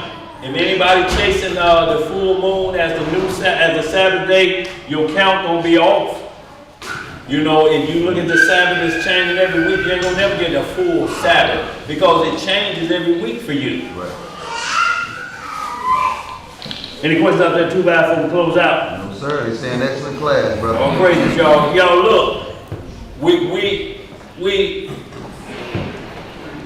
hope you would ask questions, you know, things that's on your mind, so you just don't take it for granted, y'all. And y'all, we're gonna walk you down the path to see every side of it. And then you'll be able to make a concrete decision yourself. But if you chase one-liners and be verse taught, you are gonna suffer in this scripture, and you're gonna always have a guilt complex that I'm never able to do nothing, or so that'll just make me turn to do wickedness. And that's what you have. Well, we can't get right, so let's not get right. Right, exactly. And y'all read that, we read Judges 19, but y'all read Judges 18, then you're gonna see why Dan, the tribe of Dan, was possibly not allowed in the 144,000. Don't mean they lost their lot as a tribe, but when you get in 18, you're gonna see Dan was clowning at Mount Hermon. Also, they couldn't clean out their inheritance. Absolutely, right. Pagan tribe. Yes, sir. All right, family. We're going to get this closing prayer. And it is with the Most High's permission. And it's in the name of his only begotten and beloved Son, our Lord and Savior, and he's our Redeemer. Yes, sir. Yahushua HaMashiach. But we know him as Jesus the Christ, family. Long live the King. Long live the King. Reading in the book of Psalms, in the 76th chapter. Read. It reads, Yes, sir. in Judah is Yahweh known. Yes, sir. His name is great in Israel. Yes, sir. In Salem also is his tabernacle Thank you, Creator. and his dwelling place in Zion. There break he the arrows of the bow, the shield, and the sword, and the battle. Selah. Selah. Thou art more glorious and excellent than the mountains of prayer. The stout-hearted are spoiled. They have slept their sleep, and none of the men of might have found their hands. At thy rebuke, O Yahweh of Jacob, both the chariot and horse are cast into a deep sleep. Thou, even thou, art to be feared. And who may stand in thy sight when once thou art angry? Thou didst cause judgment to be heard from heaven. Yes, sir. The earth feared and was still. When Yah arose to judgment to save all the meek of the earth. Selah. Selah. Surely the wrath of man shall praise thee. The remainder of wrath shalt thou restrain. Vow and pay unto the Most High your Elohim. Let all that be round about him bring presents unto him that ought to be feared. Yes, sir. He shall cut off the spirit of princes. Yes, sir. He is terrible to the kings of the earth. Hallelujah! Say hi! Y'all got a shekel or two, y'all. We greatly appreciate it. Appreciate all y'all for what y'all do for the benefit of the radio station.